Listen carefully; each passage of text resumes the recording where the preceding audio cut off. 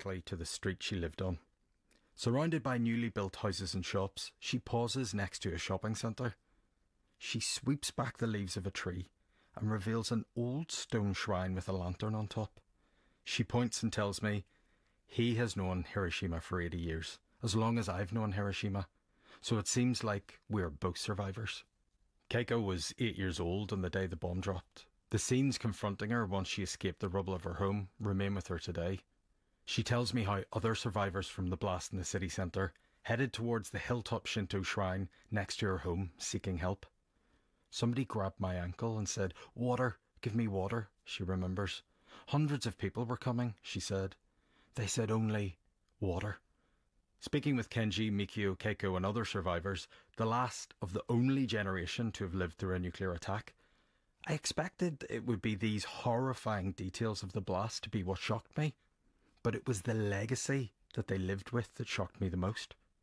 For those who were children when the bomb dropped, survival was just the start. Mikio's disposition changes. He gets emotional when he starts talking about his experience of discrimination as a survivor. I was 26 years old when I left for Tokyo, he says. A person next to me on a bus asked, "Where are you from?" When I told him, "I'm from Hiroshima," he got agitated and he quickly got up from his seat. He thought he would be infected, Mikio explains. For decades, survivors of the bombs that hit Hiroshima and Nagasaki and their families would be subject to discrimination in Japan, as ignorance around the effects of radiation and the bomb were widespread. People were treated like they were infected or cursed. Survivors told me they knew of people who missed out on jobs and had marriage proposals turned down. I know friends and relatives who couldn't get married or have a wedding ceremony because they're from Hiroshima. People would say, "We don't want such a woman who was exposed to the bomb," Keiko tells me. The Atomic Bomb Casualty Commission was set up in 1946 by the US to investigate the long-term effects of radiation on the survivors of the bombing. But it didn't provide treatment to Japanese citizens, and the results of its research weren't available to those in Hiroshima. Reporting on the bomb was also heavily censored by both the US and Japanese authorities, which added to the misinformation and fear around radiation in Japan. Kenji was in the dark about the possible effects to his health for much of his life. It wasn't until much later, when I was in my 30s or 40s, that I learned radiation damages genes and can cause cancer. At the time, I had no idea, he says. Of everything that I heard, it's the sense of shame the survivors were subjected to that will stay with me. That they could survive an atomic bomb, the radiation, the hunger, the health effects, and then be discriminated against. That people within Japan, or even their own city, would make them feel ashamed to say that they had survived. These children, who had nothing to do with the war, were punished twice. When reflecting on his own fortunes as a survivor, Mikio looked at me solemnly and said, "Even now, I sometimes feel it is hard to live. I feel it is hell to die, but it is also hell to live." Jordan Dunbar. Lastly, we take you to Croatia and the tiny island of Krapanja, where some 3 centuries ago the Franciscan friar Antun arrived from Greece and taught locals how to dive for sea sponges in the clear, warm waters of the Adriatic Sea. Diving to depths of some 16 metres without the help of any high-tech scuba gear, it was a dangerous and sometimes deadly job. But the people of Krapanja developed a knack for it. The skill was passed down from generation to generation, and it became a lucrative business, with islanders selling their natural sea sponges all over southern Europe. Fast forward to the 21st century, and business is not what it was. While these days sponge diving is a somewhat safer affair, the sponges themselves are becoming less easy to find. Mary Novakovic met divers determined to hold on to their heritage. It takes me less than 5 minutes to reach the Croatian island of Krapanja by the little ferry that goes from Brodarica on the mainland. I'm only a 20-minute drive from the Dalmatian city of Šibenik, but I feel as if I'm entering a different world. Krapanja is the smallest and lowest of Croatia's inhabited islands. Until the 1970s, it was also the most densely populated, with nearly 1,500 people squeezed into an area of 89 acres. Now, only about 100 people live here, some of them still clinging onto the island tradition of sponge diving that's been going on for more than 300 years. But this is in danger of dying out. In a courtyard garden just off the waterfront, I meet Roko Tanfara, whose great-grandparents started the family sponge diving business back in 1896. At its height, there were 40 boats carrying crews of sponge divers. Now, Roko is one of only 6 divers left. It was always arduous and dangerous work, Roko tells me, with crews diving several times a day, usually for weeks at a time. But the men of Crapagna found they had a particular gift for it that had been passed down over the centuries. In the days before diving suits, men used to hold their breath for extended periods while they harvested sponges using spears. It's not surprising that several modern records for free diving were held by men from Crapagna. By the early 20th century, they were using diving suits with heavy helmets and weighted shoes so they could walk along the seabed to harvest the sponges. Men on the boat would be hand-pumping air into the hose connected to the helmet, praying that nothing would go wrong. Occasionally, and tragically, it did, like when, in 1936, Roko's great-grandfather, Frane Tsurevic, died because of a faulty air hose, aged only 26. Roko shows me the hose that caused the accident, as well as the helmet his great-grandfather was wearing. It's all part of the free museum devoted to Krapan's history of sponge diving that Roko and his wife Milena set up by their house. It's a fascinating collection, revealing how much of the island's story revolves around sponge diving. If you go through history, Roko says, every single house could have a museum like we do, because everybody was involved in it. As the island's population dwindled, so have the sponges. Part of this stems from overfishing by less scrupulous operators. Roko explains how he and his team avoid certain waters for 3 years. We'll give it the time to regrow, he says. And when you pick as much as you need, not everything. We know how to protect it. But there's another problem. The same parasite that has been destroying mollusks like the fan mussel Pinna nobilis over the past few years has also been killing sea sponges. The situation has been much worse further south in the Adriatic, as well as the Aegean and other parts of the Mediterranean where the seas are warmer and getting hotter. Because of this, Roko limits himself to the colder seas around Istria. He has already learnt how to deal with diminishing harvests. In previous years, he would collect up to 350 kilos. Now, it's more like half that. He stopped selling sponges to wholesalers around the world and now sells them only directly through the museum's shop. This is not a job that will make you a multimillionaire, Roko says, but it will make you enough so that you can live in this, he said, gesturing around the garden. And what more do you need? Good question. Later I take a walk around the island, which doesn't take long. Most of it is covered in pine forests and surrounded by pebbly beaches. There's a pleasing collection of Venetian-style stone houses near the harbour, including that of Roko's family and their museum. I pass a 16th-century monastery whose most famous occupant was the Franciscan monk Antun, who had arrived from Crete in the late 17th century and taught the islanders how to dive for sponges. This is what Roko is trying to hold on to. We recognised a couple of years ago that this is going to vanish, he tells me. We need to fight against this because there are only a few places in the world that have a history like this, he goes on. Because if we lose this, we will lose everything. We lose our heritage, we lose our culture, we lose our tradition. Mary Novakovic in Croatia. I'm Pascal Harter, the producer was Phoebe Keane, and the editor was Richard Fenton-Smith.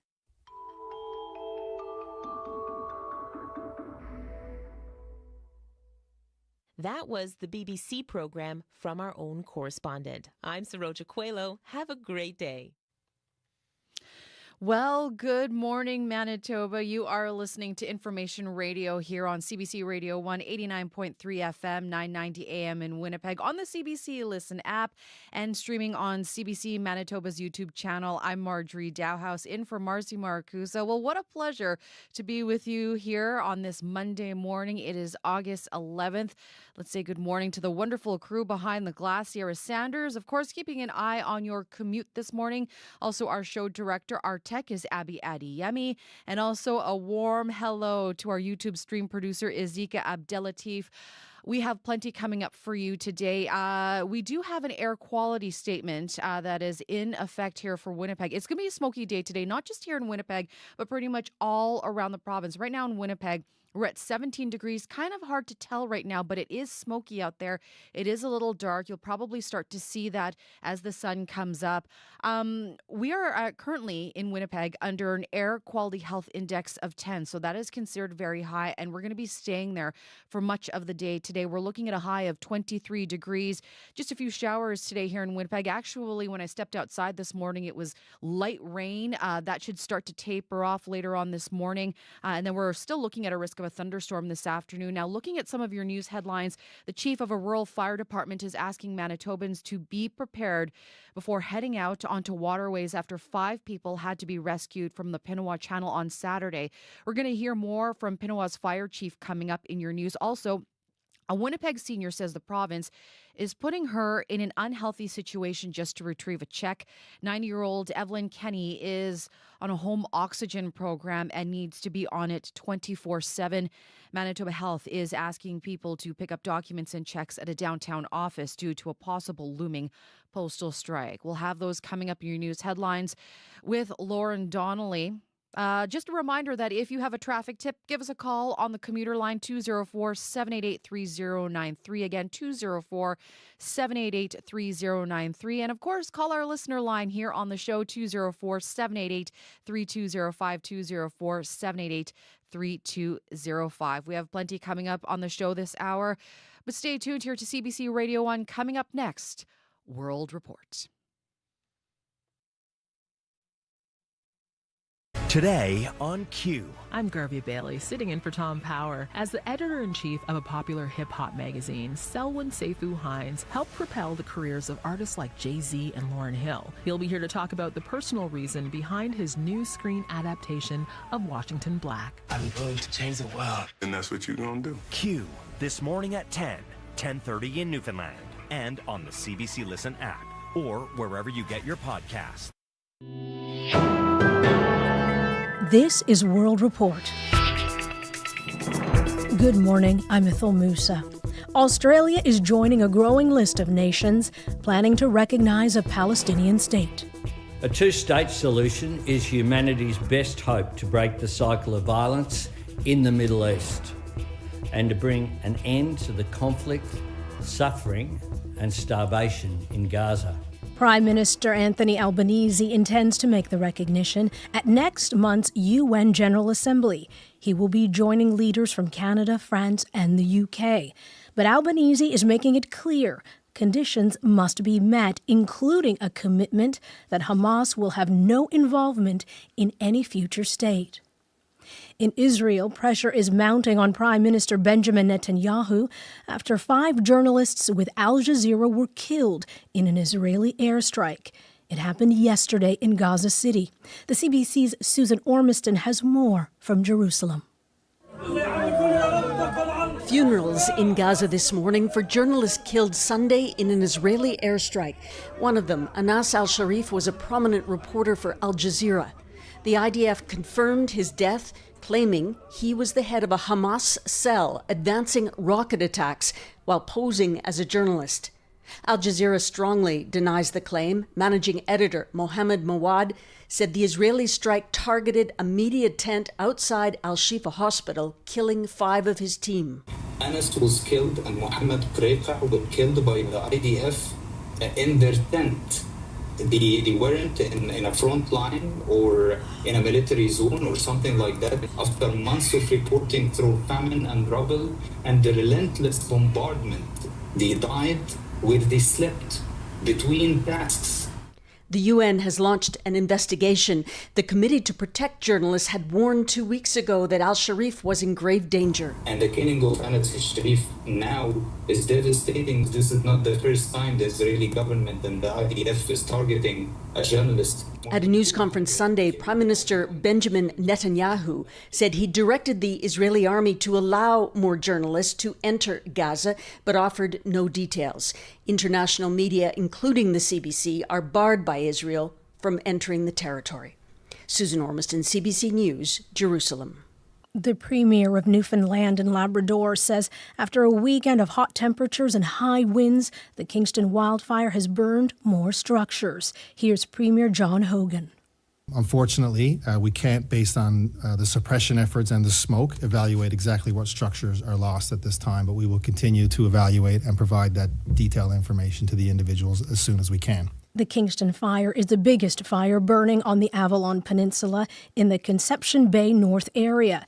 It has now grown to more than 5,000 hectares and is one of 4 active wildfires in the province. All 4 Atlantic provinces, southern Ontario and southern Quebec, are bracing for another day of punishing heat and humidity. Environment Canada is warning daytime highs could reach 35 degrees Celsius in some parts, and the humidity could make it feel closer to 40 degrees.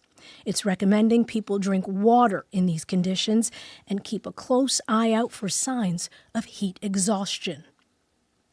As the cannabis available in Canada becomes more and more potent, experts are warning using the drug comes with a risk of psychosis.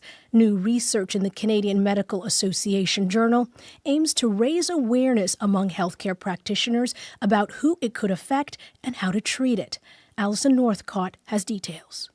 I started experiencing just a couple days of no sleep, sort of manic associated symptoms. After 2 years of frequent cannabis use, Bailey Peterson, who's now 26, started experiencing troubling symptoms. Like various beliefs and delusions. It was very scary for my family to witness. She was hospitalized and later stopped using. In the Canadian Medical Association Journal, psychiatrist Nicholas Fabiano from the University of Ottawa and his co-authors point out cannabis has become 5 times more potent over the last 2 decades, with higher concentrations of the psychoactive component THC. With that jump, and when we know that the associations with THC concentration and onset of psychosis or even schizophrenia is higher, it's pretty alarming. Fabiano says a recent Ontario study suggested those who've ended up in the ER from cannabis use face higher risks of developing schizophrenia. He says physicians and the general public need to know who is at risk and how to manage that. Gibran Kolkar, an associate professor at Western University, says those most at risk of developing problems are people with a history of mental disorders and young men. The earlier the exposure to cannabis, the earlier the exposure to higher potency levels of cannabis, the greater the risk. The later the exposure, the lesser the risk. Kolkar and other experts say Canadians need to be aware that cannabis has changed and its potency can vary so they can make informed decisions around using it. Alison Northcott, CBC News, Montreal. The Saskatchewan Court of Appeal is expected to rule today on a case involving the province's school pronoun law. It requires parental consent if children under 16 want to change their names or pronouns at school. A judge ruled last year that the law could be challenged in court, even though Saskatchewan invoked the notwithstanding clause. Today, the Court of Appeal will decide whether to uphold that decision. U.S. President Donald Trump says he wants to crack down on crime in his country's capital by moving people who are homeless out. Trump says his plan would essentially stop violent crime in Washington, D.C., and he's considering taking over the local police department to make it happen. Kate Fisher joins me now from Washington. Kate, walk us through Trump's plan. Well, he has taken to his social media platform, Truth Social, to tell us that this is about ending crime and beautifying what he describes as our once beautiful capital. He says he intends to end crime, murder and death while also reintroducing cleanliness and general physical renovation and condition. He has said that he wants to immediately clear people who are homeless and take swift action against crime. We have already been told that a number of FBI agents have already started to be deployed overnight to work with their local law enforcement partners. And it's understood that at the press conference later this morning, he's expected to announce that he intends to deploy the National Guard in the city as well, something that is not wanted by the city's mayor. He says this is needed because of a spike in crime, but the city's mayor points to, in fact, there has been, according to police statistics, a drop in violent crime, a drop of 26% this year compared with last year, and a drop in homicides of 12%. So there is certainly some resistance from the city's leaders. Reporter Kate Fisher in Washington, thank you. You're welcome, thank you. A BC man is recovering after being lost for 9 days in the wilderness. Search and rescue teams combed a huge area, 1,800 square kilometers in northern BC. Air crews finally spotted Andrew Barber with the help of his SOS signs. Georgie Smythe has the story. A video shot by rescuers shows a shelter of earth and sticks against a large grey rock with the word help written in mud. He was in poor health. He was having a hard time standing. Bob Zimmerman from Quesnel Search and Rescue was part of the effort to find 39-year-old Andrew Barber, who had been missing in the Caribou Wilderness for 9 days after venturing out in his truck for a hike. Aerial search maps from crews show just how many times crews flew in over the terrain between Quesnel and Williams Lake. Initially, the information received was quite vague as to a possible location for the truck, so we had to cover a large area to try and sweep around that. For days, they were looking for anything until they saw a wink of light, his truck. About an hour later, they found an SOS message written in the mud of a dried-out pond, and sitting on a rock nearby was Barber. I don't know that he would have made it another 24 hours without us recovering him. Barber, who had no food and was drinking from the pond, was taken to hospital and is recovering. Surviving getting lost is achievable, say wilderness pros like David Arama from the WSC Survival School. First admit, I'm lost. Stay put, and then build a fire, build a shelter, get water, wait for help, and signal and make yourself as visible as possible. Advice that, in this case, proved life-saving. Georgie Smythe, CBC News, Vancouver. And that's the latest national and international news from World Report. I'm Idil Musa. This is CBC News.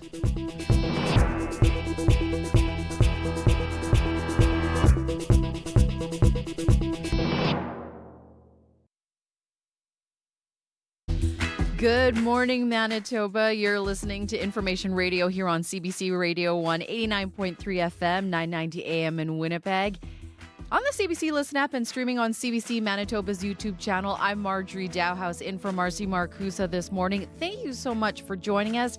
It is Monday, August 11th. We have plenty coming up this hour on the show, including this. Coming up, why some painkillers are in shortage, which could last into the fall. We're going to hear more coming up at around 6:20. Also, should you stay or should you go? It's one of the biggest questions you'll ask in your work life. Coming up, we're going to hear what you need to consider before switching jobs. But first up here, we're going to hear about a gardening club that is teaching people about where their food comes from and giving them life skills. We have that, traffic, weather, news, and so much more coming up here on Information Radio. It is 6:11 now, and it is time to get your news headlines with Lauren Donnelly. Good morning, Lauren. Good morning, Marjorie. The Winnipeg School Division is welcoming a record number of international students. The exchange program has more than doubled its numbers. We'll hear what's behind the increase and wear a life jacket and have a plan. That's the message from the chief of Pinawa's Fire and Rescue Service. Mike Pertel says a family of 5 adults needed to be rescued from the Pinawa Channel on Saturday. They had no life jackets or paddles and were stuck up against a cliff, afraid they'd be taken by the current when they called 911. We'll have those stories and more coming up in your next local CBC News at 6:30. Thank you very much, Lauren. You're welcome. Lauren Donnelly there with your news headlines. Well, let's talk about the forecast today because it's a concerning one if you're going to be outside. Abby Adiemi joins us now. Abby, air quality, big thing today. Yeah, that's the big issue today. Smoke still big concern across much of the province, right from the far north all the way down to the southern parts of the province. We do have air quality, which is poor in many places. Hence, we have a special warning in place for most of the northern part of the province, except for Churchill. Not saying there's no smoke present there. There is still smoke in the region. However, we don't have a warning issued for that part of the province. We're talking about from the PAR all the way down to Thompson and the Gillam area. We have warnings in effect in that region. Then we come to the southern part of the province where we have a statement because the smoke is still going to be sweeping in, and it includes Winnipeg, covers all the way to the Westman region. We're tracking it into the Parkland and Interlake region. The Interlake region will be more like where we'll see that smoke hit first before it spreads to other parts of the southern region. Now, conditions in Winnipeg, 17 degrees right now, a bit of smoke in the air. You're not going to see it yet, but once the sun starts to make its appearance, you'd notice the smoke in the air. Hence that statement we have for the region. We'll see some clouds also rolling this morning. Some showers here and there, off and on. You know, this is that time of the year where, Marjorie, some people in Transcanada will tell you, I didn't get to see the rain. And then the people in the Bridgewater end will tell you, it came very heavy here. So we're going to see rain on and off in parts of the city this morning. And then the winds will be coming from the southwest. We warm up to 23 degrees, but with the humidity factored in, it's going to feel close to 28. In the southern regions, we're waking up to 16 to 19 degrees, while the north is waking up to 9 to 18 degrees this morning. All right, so a lot to keep track of there, Abby Adeyemi. Thank you so much, Abby. Thank you. And Abby will be back with, of course, more on your forecast, but let's see what's happening out there on your Monday morning commute. Sierra Sanders has just popped into the studio. Well, good morning, Sierra. Good morning, Marjorie. Exciting to see you in the seat this morning. It's, I gotta say, it's different. It's a little darker outside, but it's very bright in the studio. It is very bright in the studio. It feels very bright in the studio this morning. And hopefully your commute stays bright this morning. At the top of the show here, not too much to tell you what's going on out there on the roads as people are just waking up. I feel like I'm kind of just waking up today. It is a Monday after a weekend. But if you're seeing something out there that is slowing you down, whether you are here in the city or out on the highway, you are walking, biking, driving, scootering, however you are getting around this morning, I'd love to know what's going on out there on the roads. So give me a call on the CBC commuter line if something's getting in your way or slowing you down. That number is 204-788-3093.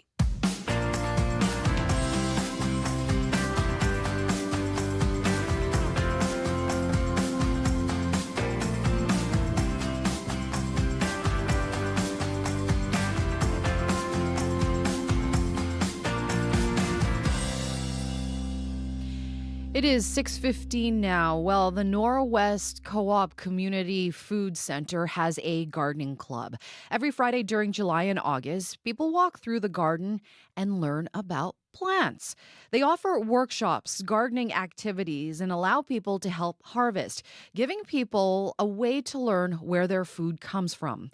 Alexa Zawatsky is a gardening and food skills programmer at the Community Food Center, and Tyler Engel is the director of the food center.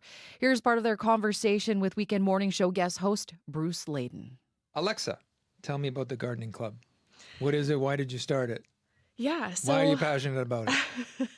Well, gardening is just, it's a great way to, connect with the land and connect with your food as well. So it's a great way for me to kind of connect with the community as well as a new member of the co-op team. Just getting everybody together, whether new gardeners or very avid lifetime gardeners. Everybody can come together, sip on tea and coffee in the morning and chat about all things gardening, and then also participate in some gardening related activities. It sounds like a half drop in and half a learning opportunity. Right? Yeah, exactly. It's meant to be kind of a casual experience, but just a great way for community to come together. Hoping to spread your love of gardening to other people. Exactly, yes. Yeah, and so like if you're listening and you it's not something that you do or you think it's just good for other people because it's nice and everything, but too much for me to tackle, it's probably not. Come on down and find out, right? Yeah, exactly. Yeah. What do you teach people? So every garden club has a bit of a theme to it. We'll talk about maybe pollinator plants one week.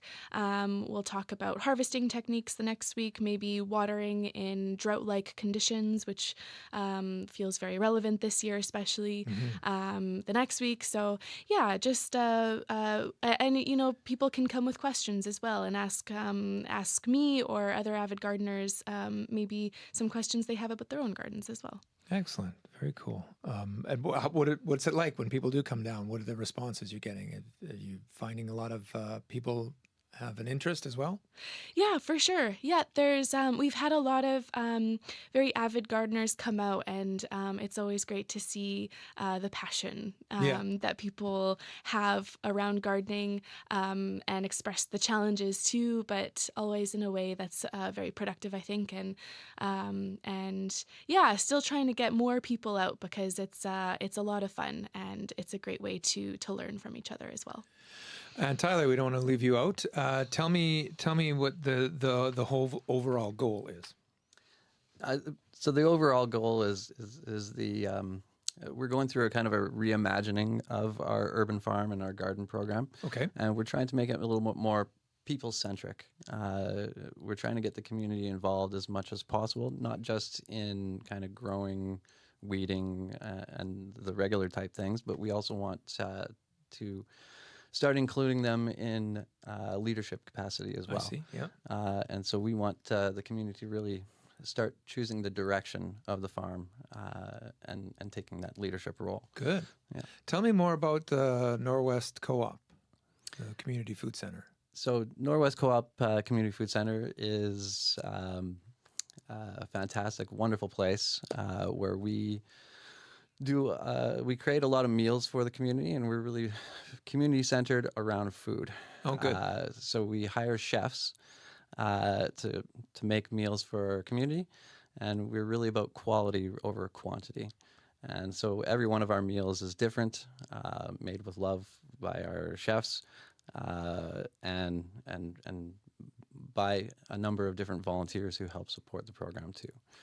And then served by volunteers to the community in a very dignity and respectful way. Yeah, how often do you do that? So we're doing 4 meals a week, Okay. 3 lunches, Monday, Wednesday, Friday, and 1 dinner on Thursdays. And where are you located?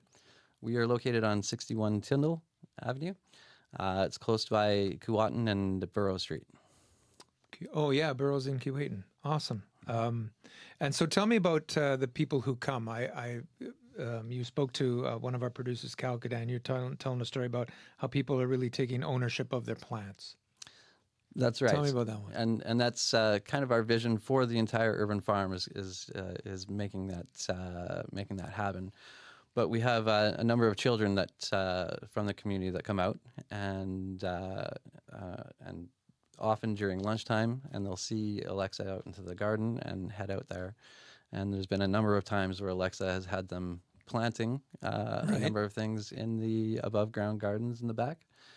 And a couple of the youngsters have really taken ownership of their plants. So one of them in particular, this one youngster, came for one of our other programs, our smoothie bike program. And when she was there, she asked, "Can I go check on my plant?" Right. And I really loved to hear that because she really took ownership of that plant that she had planted. Yeah. And she headed outside, went to check up on it. And when she was there with Alexa, they had actually made it her plant. And so she had actually named it after her mother. So it's named there. And then she left a little friendship bracelet along the tomato cage. Yeah. That was part of a conversation with Tyler Engel, the director of Community Food Center, and Alexa Sawatsky, a gardening and food skills programmer at the center. Now, they were speaking with weekend morning show guest host Bruce Layton. To learn more about the gardening center, head to norwestcoop.ca/community food center. If it happened today, find out today. That's the power of having the news in your hand. Get late-breaking news from reporters across the country, straight to your mobile device. Customize your experience with news from your region. and what matters to you. Whether it's big headlines, detailed articles, live events, or on-demand video, CBC News has got you covered. Connect to the world. Download the free CBC News app or visit cbcnews.ca. Pharmacies and patients are dealing with a painkiller shortage. Health Canada recently warned Canadians that acetaminophen with codeine or oxycodone is in short supply. Joelle Walker is the executive president with the Canadian Pharmacists Association, and she joins us from Ottawa to tell us why. Good morning, Joelle. Good morning. So what can you tell us about the painkillers that are in short supply? Yeah, so as you mentioned, this is affecting prescription drugs that combine acetaminophen with either oxycodone or codeine. People might recognize them more by their brand names like Percocet, Oxycodone, or what used to be called Tylenol 3s. And they're used generally by people who are trying to manage long-term pain, like they've been on this medication for quite some time, or sometimes if they're getting out of the emergency, getting dental surgery, you might be prescribed some of those drugs on a short-term basis. So, Joelle, then what's causing this shortage? In this case, it is a manufacturer issue, so they're experiencing some delays in sourcing what we call active pharmaceutical ingredients, which are like the components of the drugs. And so they're experiencing some delays. And then, unfortunately, that's pushing people to look for alternatives. And so for those remaining companies that have the products, they're experiencing demand that outpaces what they have available. And so that's what's sort of manufacturing this particular shortage right now. So what kind of impact is this having then on the people who need these medications? For people who are coming out of, like I mentioned, sort of that short-term, they need it for short-term pain coming out of a surgery or whatnot, it's a little easier because you're starting them on a new drug. But for people who are using it for that chronic pain relief, people have usually been taking it for a few years. They're kind of used to that drug in particular. So it's a bit more of a challenge because you're trying to find a substitute. You might need to work a little bit on the dosing, different formulations to get to that right patient. But, there are some alternatives available. Pharmacists can work with the prescribing physicians to work through that. And if there are any prescribers listening at the moment, we do have a chart on our website at pharmacist.ca that helps with that switching. Are there any kind of substitutes that they can use? There are some available. One of the big things that, when pharmacists deal with shortages all the time, like it takes 20% of their time on average every day to manage shortages, is that they can sometimes in parts of the country, they actually can substitute right there for the patient at the point of care. But for these types of drugs, there's a federal regulation that's in place that requires them to actually get a new prescription from a prescriber, like a physician, nurse, or dentist. And that takes quite a bit of time. It takes a lot of time for those prescribers, for the pharmacists, and sometimes it can cause delays for patients. So it's a federal regulation we're trying to change so that it doesn't happen in the future and patients can get that care a little faster. So how come some patients just can't switch to other medications? Yeah, those alternatives, there's not like an immediate equivalent available. So you have to sort of mess around with different potential components or formulations or doses. There are, again, as I mentioned, some available out there, but it's a little bit more trial and error. And shortages happen all the time. It is a real problem in Canada. It's important for us to think about our supply chain for drugs more and more because there are shortages that can impact any class of drugs, not just this particular type. I know that a lot of people are looking to buy their medications or are buying their medications online. What about those patients who are looking to buy it online?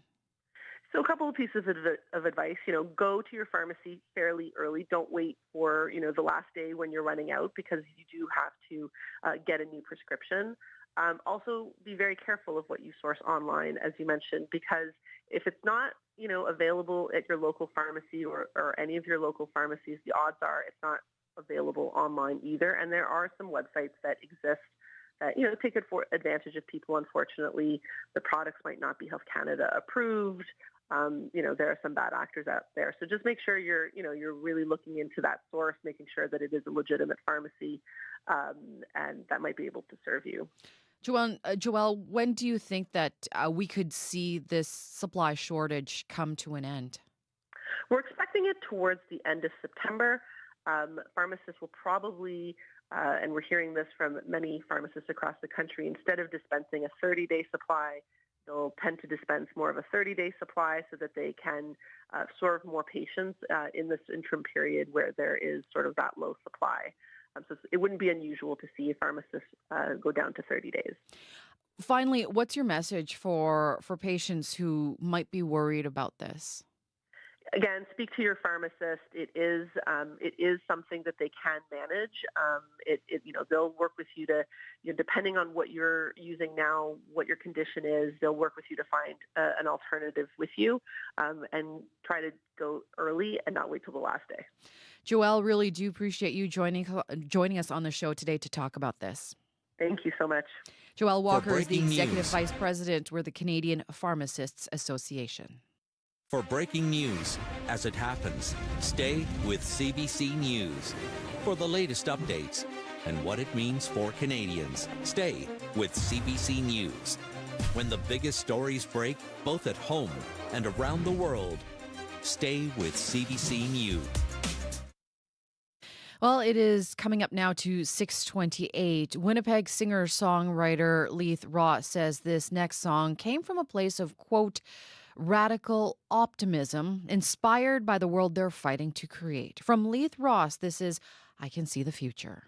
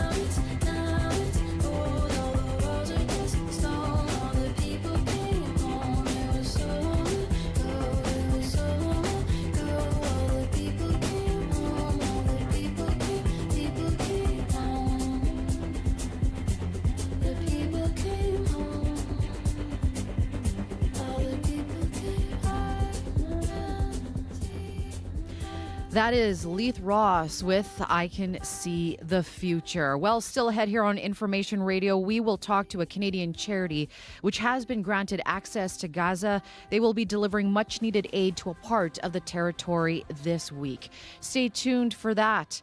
You're listening to Information Radio here on CBC Radio 1. Your CBC local news is next. This is CBC News. Good morning, I'm Lauren Donnelly at 6:30. We're at 17 degrees in downtown Winnipeg with smoky skies. We're expecting a few showers today, windy with a high of 23 degrees. It was a near drowning for a family of 5 at the Pinawa Channel this weekend. Fire Chief Mike Pertel says the group of adults were floating on 2 big inner tubes in the channel, no paddles, no life jackets. They soon got stuck up next to a rock face and didn't want to move. And they were too afraid to maneuver either downstream or back upstream because they are not unfamiliar with the water, not sure how deep it was. And it was, it is moving at a fair pace there. Okay. And being non-swimmers, they were pretty concerned about their safety.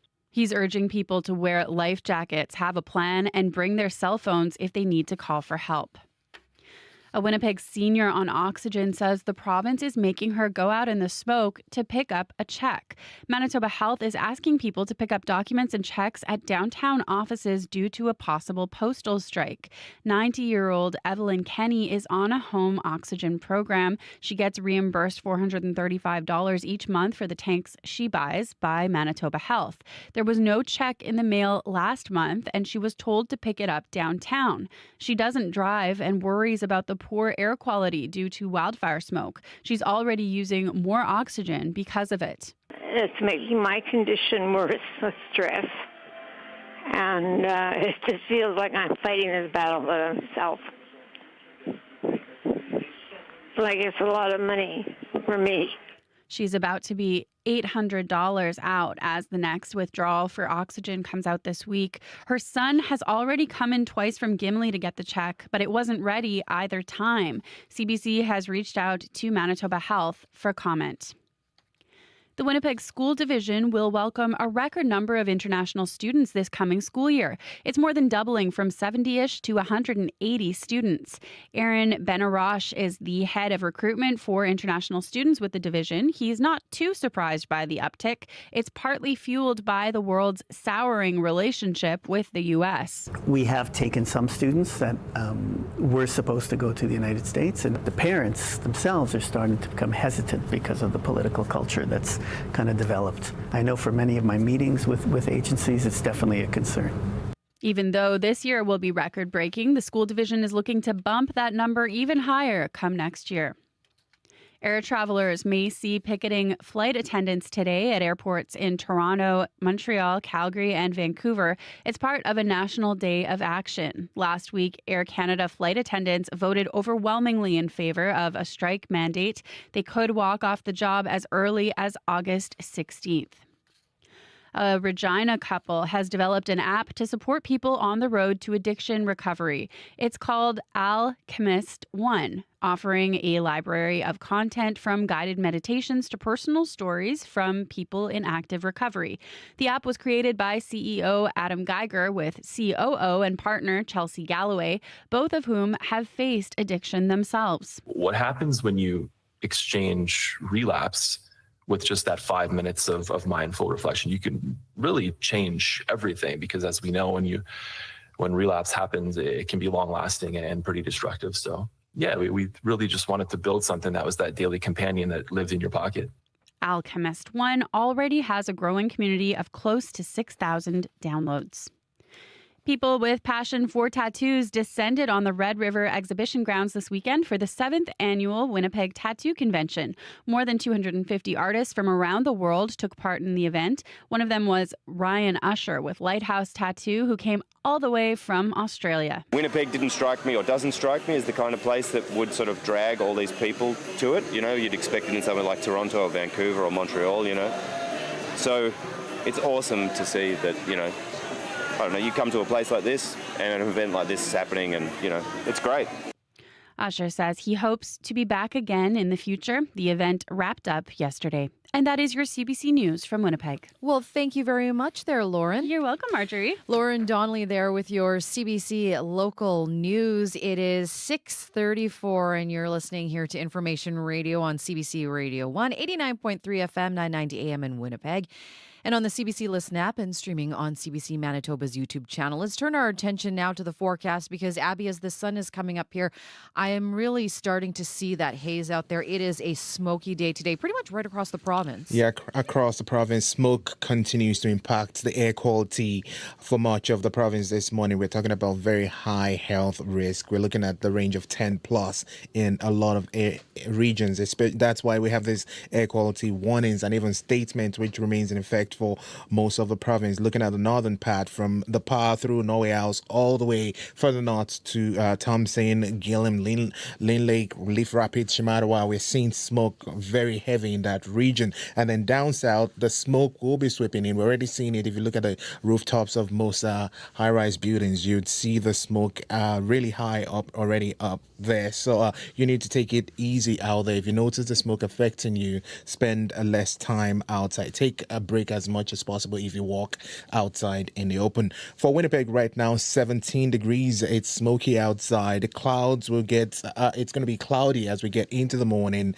Mild southwest winds we're seeing. Today there's a chance of showers and thunderstorms coming our way this afternoon. The smoke will linger into the afternoon period. We'll see temperatures will warm up to around 23 degrees, but with the humidex factored in, it's going to feel close to 30 degrees. And then tonight, the skies still remain mainly cloudy with showers and and thunderstorm still possible overnight. For the Pembina Valley region, Morden, Winkler, Altoona, Morris, all the way down to the U.S. border, similar conditions to Winnipeg. Cloudy, smoke in the air. It's going to be drifting in as you get closer to the afternoon period for that part of the province. We'll see the winds shift to the southwest.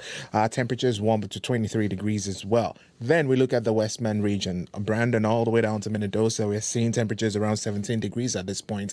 Light rain falling in that part of the province, and we still have smoke present there. The Westman will be seeing more of the scattered showers on and off for this morning. Thunderstorms will also come with this, so you might notice it roll in that region. Temperatures will get to around 22 degrees today. For the Parkland region, Dauphin all the way down to, Russell, Roblin region, we're seeing temperatures also around 17 degrees. That rain from the Brandon region also falling in the Parkland region, and there's a chance of thunderstorms also for that part of the province through the afternoon period. We'll see temperatures get to 21. Now, tracking conditions in the Interlake region, Gimli and surrounding areas, we're seeing temperatures hover 15, 16 degrees this morning already. Smoke also moving into the region, and we're going to see cloudy conditions. Expect this cloud cover to really come more as you get into the morning, with showers and possible thunderstorms likely late this morning into the afternoon period. With that winds coming from the southwest, it gets breezy at some point. We'll see temperatures warm up to 23. Similar to Winnipeg, the humidity there is also feeling around 28, 29. Now, in the northern part of the province, where we have this very heavy smoke concentration, talking about the powerful influence surrounding areas, 18 degrees we're seeing right now. There's a good chance of showers sometime this afternoon with thunderstorms for the powerful influence area. We'll see temperatures get to 23 degrees. Thompson is currently at 14 degrees, already seeing light. We saw some rain earlier, now it's light rain in the Thompson region. There's still smoke, very heavy in that part of the province. Thunderstorms also possible. Temperatures will get to 20 degrees for Thompson today.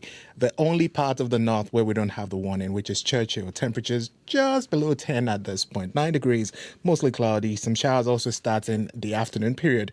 Risk of thunderstorms to come with that, and we'll see temperatures not even get to 20. It's going to be around 19 degrees. So take care if you're in the northern part of the province. If the smoke is impacting you, spend less time outside. Winnipeg right now, 17 degrees. All right, a lot to unpack there. Thanks so much for everything there, Abby Adiemi, with a look at your forecast. Let's see what's happening out there on the Monday morning commute. Sierra Sanders has just popped back into the studio. Hi, Sierra. Hi, Marjorie. Well, it's definitely a Monday morning commute out there. Things are moving along smoothly as far as I know. I haven't gotten any calls on the commuter line so far, but want to remind folks that if you are heading up north or you are heading out on the highways, make sure you check out Manitoba 511 to make sure there's no closures. I know there are some road closures up north due to wildfires, so make sure you're taking a quick look on Manitoba 511 if you are heading out on the highways, just so you know what you're getting into and if you need to adjust your route there. If anything is getting in your way out there, whether you are here in the city or out there on the highways, I'd love to hear about it. You can give me a call on the CBC commuter line. That number is 204-788-3093. Thank you very much, Sierra. Thank you. Sierra Sanders there with a look at your morning commute here on this Monday, August 11th. Well, it is coming up now to 6:40, and it is time to see what's happening in the world of business. Crystalie Ramlakan is here now with your business report. Well, good morning, Crystalie. Hey, good morning, Marjorie. Nice to talk to you again. Nice to talk to you, too. Okay, so we heard this in the local newscast, but tell us a little bit more. I mean, air passengers could be seeing picketing today at some airports. What are the details on that? Yeah, that's right. So Air Canada flight attendants plan to picket at 4 airports today to highlight their pay demands in contract negotiations with Canada's largest airline. But the union says operations will not be affected. So demonstrations are planned for airports in Montreal, Toronto, Calgary, and Vancouver later today. And part of the reason for this is because, flight attendants overwhelmingly approved a strike mandate last week that could allow them to walk off the job as early as this Saturday. So kind of nerve-wracking for any people who have, airline tickets for their vacations coming up this summer. And the union says one of the main issues is making sure the airline's 10,000 flight attendants get paid for all of their working hours, not just when planes are in motion. So historically, airlines have paid cabin crew when planes are moving, but flight attendants have been seeking compensation for work such as, boarding passengers and waiting before and between flights at the airport. Let's talk about now something a little bit different. HBC back in the news again. So, Crystal, a real estate company is pulling its financial support for some properties that housed retailer Hudson's Bay, which, as we know, is now closed. What can you tell us about that? Yeah, so RioCan Real Estate Investment Trust says it's cutting financial ties to 5 properties that had HBC stores. So the company says it's not going to put any more money into these assets in any form. So RioCan holds the properties of 12 Hudson's Bay locations. But yeah, like you were saying, all the stores closed at the start of June after those liquidation sales. So the chief executive of the company says it doesn't make sense to keep investing in the properties given the cost it would take to renew them and the debt that's outstanding. So the 5 locations include 2 in Quebec, the Square One Shopping Centre in Mississauga, Ontario, Scarborough Town Centre in Toronto, and the downtown Calgary HBC store. And the company says it is continuing to review its other locations it has as well. And when it comes to other HBC locations, the former retailer and BC billionaire Ruby Leo have until tomorrow to file court documents responding to some other landlords and one of the department store's leading lenders who want the retailer to end a deal to sell 25 of its leases to Leo. So those landlords are concerned about her business plan. She's been trying to buy them to run her own department store, but I guess they don't want her to do that. Okay, very interesting. Now, Crystal, there were some big movies that came out on the weekend. How did the box office do this past weekend? Yeah, so horror movie Weapons topped the domestic box office. So it appears moviegoers are sending a message to Hollywood: make quality original horror movies and people will go to the theater. So it's the second time this year that an original horror was #1 at the box office. In April, Sinners came in on top. And both Weapons and Sinners are distributed by Warner Brothers Pictures, so seems like they have a good formula for scary movies going on over there. And the #2 movie was Disney's Freakier Friday, of course, the sequel to the 2003 release of Freaky Friday with Lindsay Lohan and Jamie Lee Curtis. And industry experts say having a comedy and a horror made it so there was, something for everyone. And the overall box office is up more than 7% compared to this time last year. I can't do horror movies. I have a really tough time. I don't know how you feel, Crystal, if you like horror movies. No, not at all. I'm definitely that person hiding underneath their jacket in the theater. I'm like, no, please make it stop. I was going to say Freakier Friday is more my speed if I was going to choose a movie. So what's happening in the market so far this morning? So in Europe, shares are opening higher, but right now Germany is down, the UK is up, France is down. In Asia, markets are subdued, but right now Japan, Shanghai, and Hong Kong are all still up. Oil is up 21 cents to $64.09 US per barrel. Gold is down 44.70 to $3,352.90 US per ounce, and the dollar is down 0.07 of a cent to 72.6 cents US. Crystal, it was an absolute pleasure speaking with you today here on Information Radio. Good to see you again. Yes, you too, Marjorie. Thanks. Take care. That was Crystal Ramlakan with your business news.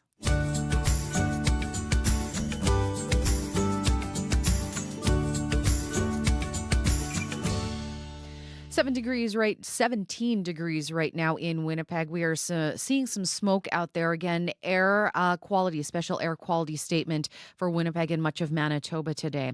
Well, in life and love, you don't get a second chance to make a first impression. Same thing goes for your first few days at a new job. So how do you crush it? To find out, the CBC Radio's Cost of Living spoke to executive coach Anne Herod Ross. I'm really passionate about the area of people starting new roles because it's both really exciting, but also quite scary and stressful. And none of this stuff happens in isolation. When we start a new role, it can often have an impact on our home life. It could mean a longer commute, more days in the office, a change in routine at home.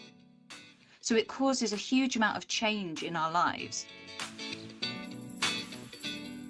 Preparing ahead to get ready for a new role is so important. There's loads of research out there that shows the people who hit the ground running are the ones that prepare the earliest.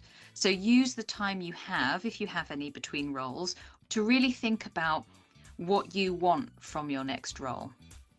Who do you want to be? How do you want to present yourself? What experiences do you want to get from this role? So thinking ahead about how you're going to make this work for you is really important, because then you can be much more deliberate on your first day. It's also important, if you can, to connect with as many of your new co-workers as possible. So if you can meet your new manager face-to-face for a quick coffee to get to know them better. If you're leading a team, if you can ask to meet your team in advance, anything you can do to give you more information or to kickstart key relationships before you start a new role means you hit the ground running faster on day one. There's this stat flown around that says you get 7 seconds to make a first impression. And I do think there's an element of truth within that. People make judgments really quickly. So decide what you want that judgment to be. Practice things like, how firm do you want your handshake to be? What are you going to say to introduce yourself in 30 seconds? What are you going to wear as a really practical thing? Driving to the office and testing the commute is a great practical suggestion, so that you can really focus on the stuff that makes a big difference when you start a new role, like building relationships, is a great way to focus your energy. It is completely normal to feel a bit useless and a bit like a spare part in the first couple of days, and it takes a long time to truly know what you're doing in a new role. It's expected that it takes about 3 months for someone to feel like they kind of know what they're doing in their new role. It takes 6 months-ish to think, oh yeah, okay, I'm motoring a bit now, I've got a handle on this. And it can take up to 3 years to feel like you've really nailed the culture. A couple of big don'ts when you start a new job. Don't assume anything. Don't jump the gun and just go and change everything too quickly. And oh, why on earth do we do it this way is not going to get you very far. But if you're coming from a place of curiosity, oh, it's really interesting that you do things that way here. I've not seen it done like that before. What's made you take that approach? Means you can, again, going back to questions, you can learn more, and it's this golden opportunity to ask silly questions. People love it when you ask questions about their work and you show curiosity, and it helps you much more quickly build up the knowledge that you need. People love to help people. People like it when people show an interest. Ask the questions, because it really is the best way that we learn. I believe if you've got the right attitude, and if you're willing to be curious and ask questions and be open-minded, being new can be the most amazing opportunity.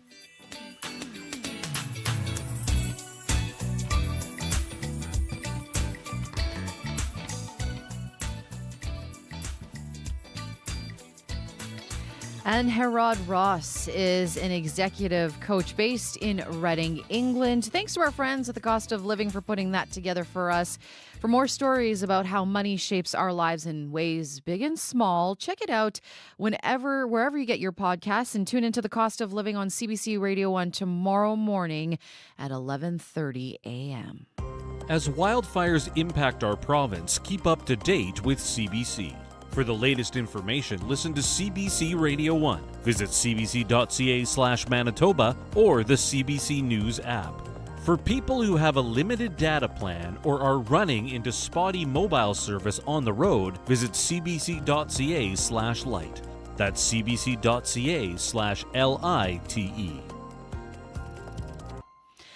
6:51 now. You're listening to Information Radio here on CBC Radio 1, 89.3 FM, 990 AM in Winnipeg, on the CBC Listen app and streaming on CBC Manitoba's YouTube channel.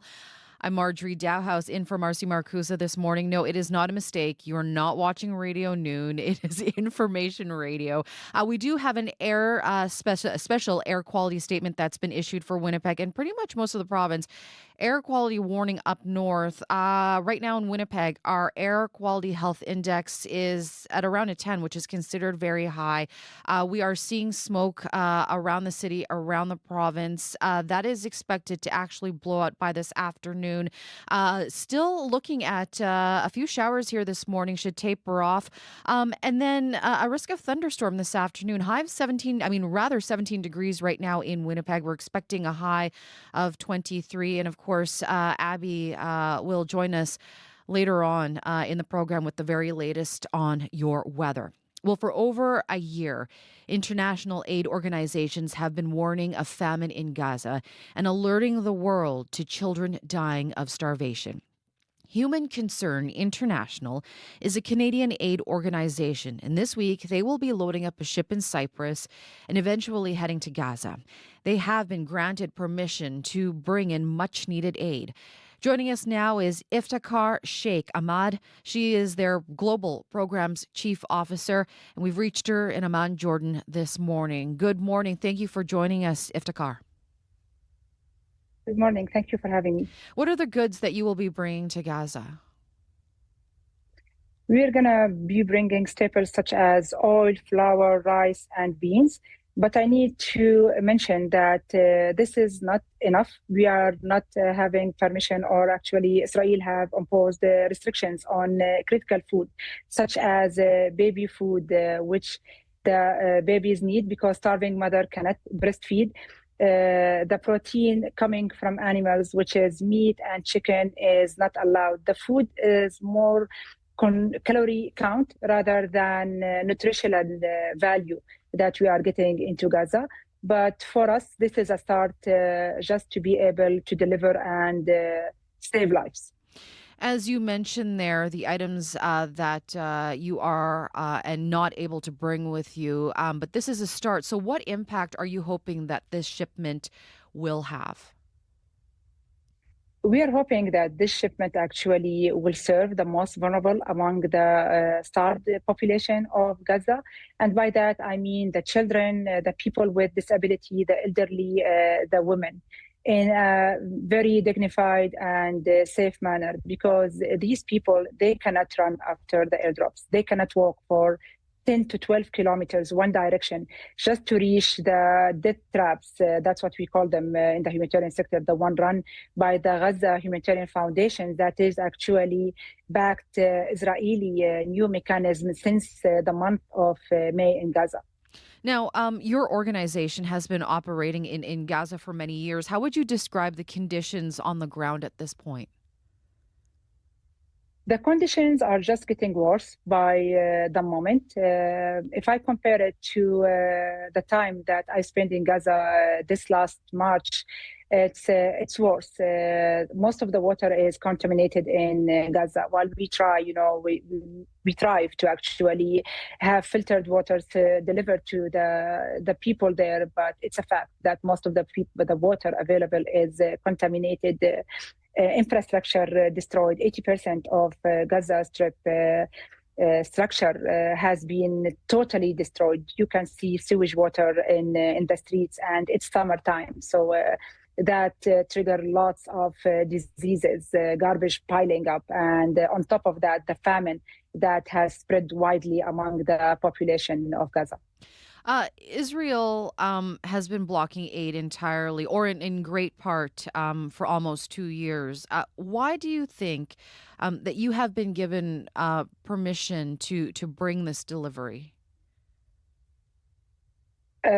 So this Cyprus humanitarian maritime corridor, it's backed up by the government of Cyprus. There is an understanding between the government of Cyprus and the Israelis. Also, our experience working in Gaza for more than 2 decades and having a strategic partnership with partners and UN agencies. So that's why we do believe that this is going to be a successful way to deliver aid. But also I need to mention that it's not the only route that we are working on. So last week we were able to deliver 2 trucks of flour to the people of Gaza. So we want to actually advocate for opening of the borders. So land and sea are the most efficient and sustainable way of delivering different humanitarian aid into Gaza. Iftikhar, I really do appreciate you taking the time to join us today here on the show. Thank you so much. Thank you for your time. Iftikhar Sheikh Ahmad is Global Programs Chief Officer with Human Concern International. We have reached her in Amman, Jordan this morning. Let's check in now with Lauren Donnelly and your CBC local news headlines. Good morning, Lauren. Good morning, Marge. If you're planning to get out on the water this summer, be prepared. That's the message from Pinawa's fire chief. He says a family of 5 on inner tubes had to be rescued from the Pinawa Channel this weekend. They didn't have life jackets or paddles and weren't familiar with the waters. And most of Manitoba is seeing smoky conditions today, but Environment Canada has issued an air quality warning for northern parts of the province. Thompson, The Paw, Flin Flon, and Lynn Lake are all affected. Your next local CBC News is coming up after World Report. All right. Thank you very much, Lauren. You're welcome. Lauren Donnelly there with your CBC local news headlines. Well, it is 17 degrees right now in Winnipeg. Air quality, an issue here pretty much for right across the province, with the exception of Churchill, which is not seeing smoke. We do have a special air quality statement here for Winnipeg right now. Our air quality health index is currently at 10, which is considered very high. We will see smoke for much of the day today. 17 degrees right now in the city. Now still ahead here on the show. She wants to be the very best, like no one ever was. Coming up, we'll speak with a 12-year-old Pokemon master from Winnipeg that's on her way to becoming a world champion. Stay tuned for that.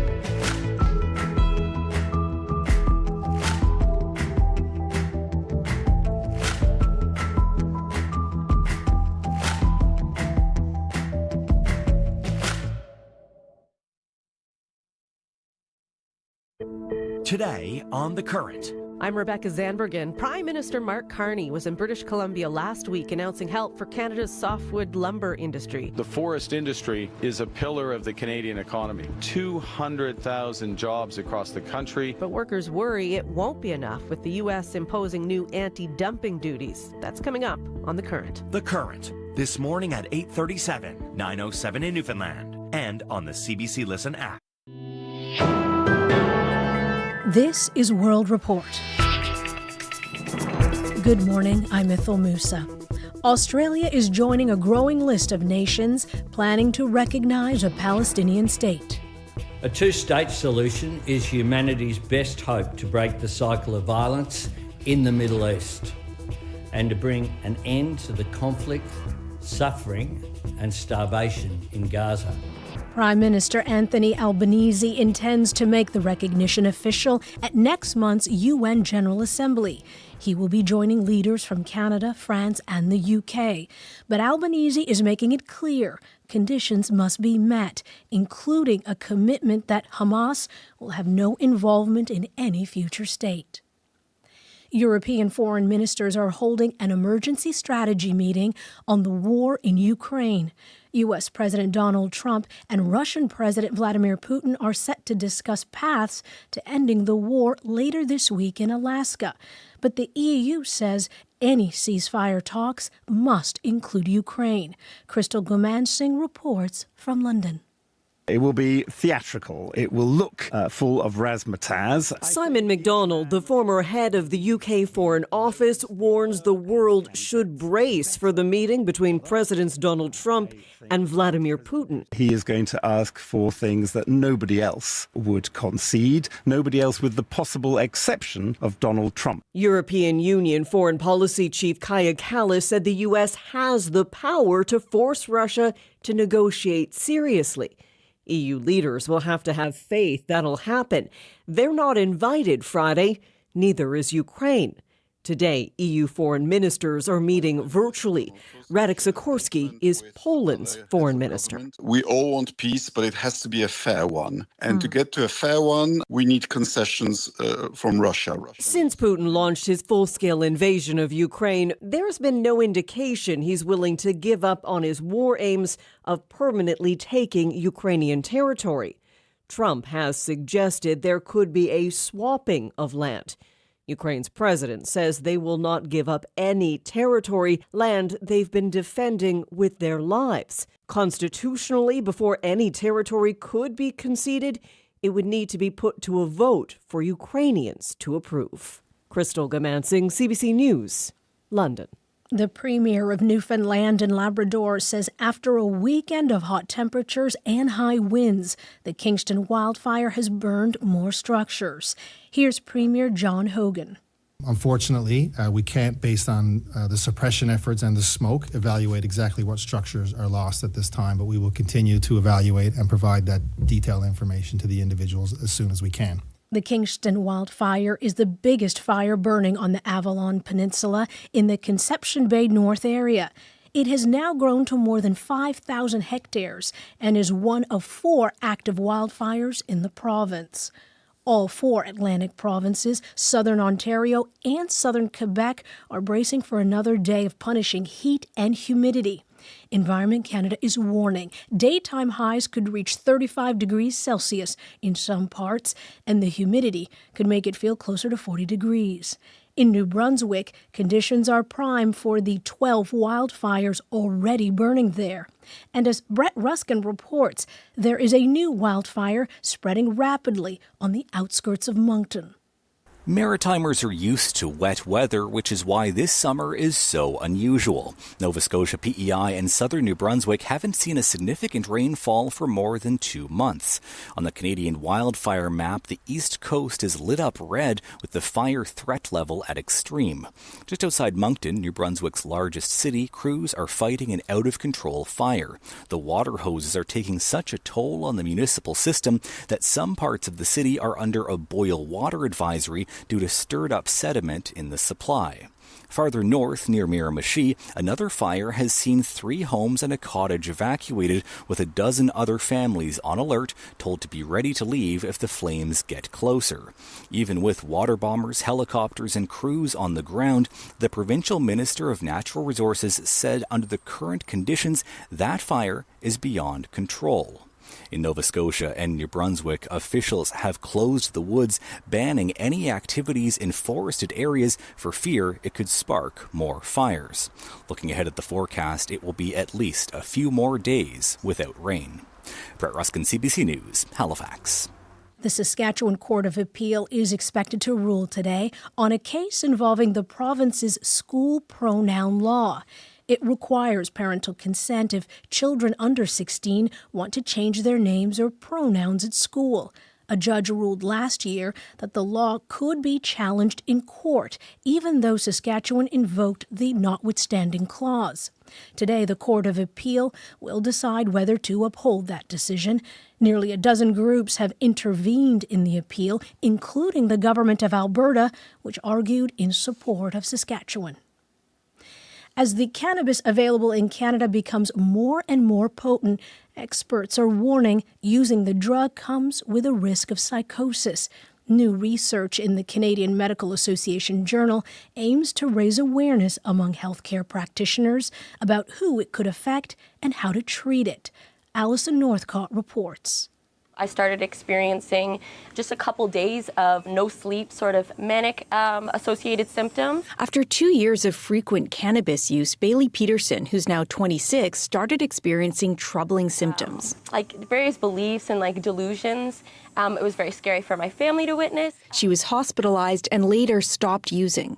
In the Canadian Medical Association Journal, psychiatrist Nicholas Fabiano from the University of Ottawa and his co-authors point out cannabis has become 5 times more potent over the last 2 decades, with higher concentrations of the psychoactive component THC. With that jump, and when we know that the associations with THC concentration and onset of psychosis or even schizophrenia is higher, it's pretty alarming. Fabiano says a recent Ontario study suggested those who've ended up in the ER from cannabis use face higher risks of developing schizophrenia. He says physicians and the general public need to know who is at risk and how to manage that. Gibran Kolkar, an associate professor at Western University, says those most at risk of developing problems are people with a history of mental disorders and young men. The earlier the exposure to cannabis, the earlier the exposure to higher potency levels of cannabis, the greater the risk. The later the exposure, the lesser the risk. Kolkar and other experts say Canadians need to be aware that cannabis has changed and its potency can vary so they can make informed decisions around using it. Alison Northcott, CBC News, Montreal. Air travelers may see picketing flight attendants today at airports in Toronto, Montreal, Calgary, and Vancouver. It's part of a national day of action. The Canadian Union of Public Employees says flight attendants want to raise awareness about unpaid labor and what the union calls poverty wages. What do the films The Brutalist, Thelma, and Furiosa, a Mad Max saga, all have in common? They're all high-grossing movies that portray characters that have a disability. 2024 saw more leading characters with disabilities in top films. But as Abby Hughes reports, advocates say disability representation is still lacking on the big screen. Furiosa! We've come too far. In the most recent Mad Max film, the film's lead, Furiosa, has a prosthetic arm. It's half body part, half weapon, and counted as one example of disability on film from last year. A new report looked at 100 top-grossing movies of 2024. 20 of them had a leading character with a disability, a big jump from last year. But overall, less than 3% of the total speaking or named characters had a disability, and that figure hasn't changed in a decade. Sean Toggood is an actor and writer who lives with cerebral palsy. For him, the lack of representation isn't a surprise. People seem to be afraid of tackling disability issues. Ariel Sims is the CEO of nonprofit group Disability Belongs. They say better representation will come from hiring people with disabilities, both on and off screen. When we have that level of authenticity, it really translates on screen. And when you do that, Toggood says the results are clear. They win Oscars and audience, like the 2020 Best Picture winning film Coda, that featured deaf actors. People are interested in seeing disabled stories. I think there just needs to be more room for it. And that means Hollywood taking a chance on different kinds of stories. Abby Hughes, CBC News, Toronto. And that's the latest national and international news from World Report. I'm Idil Musa. This is CBC News.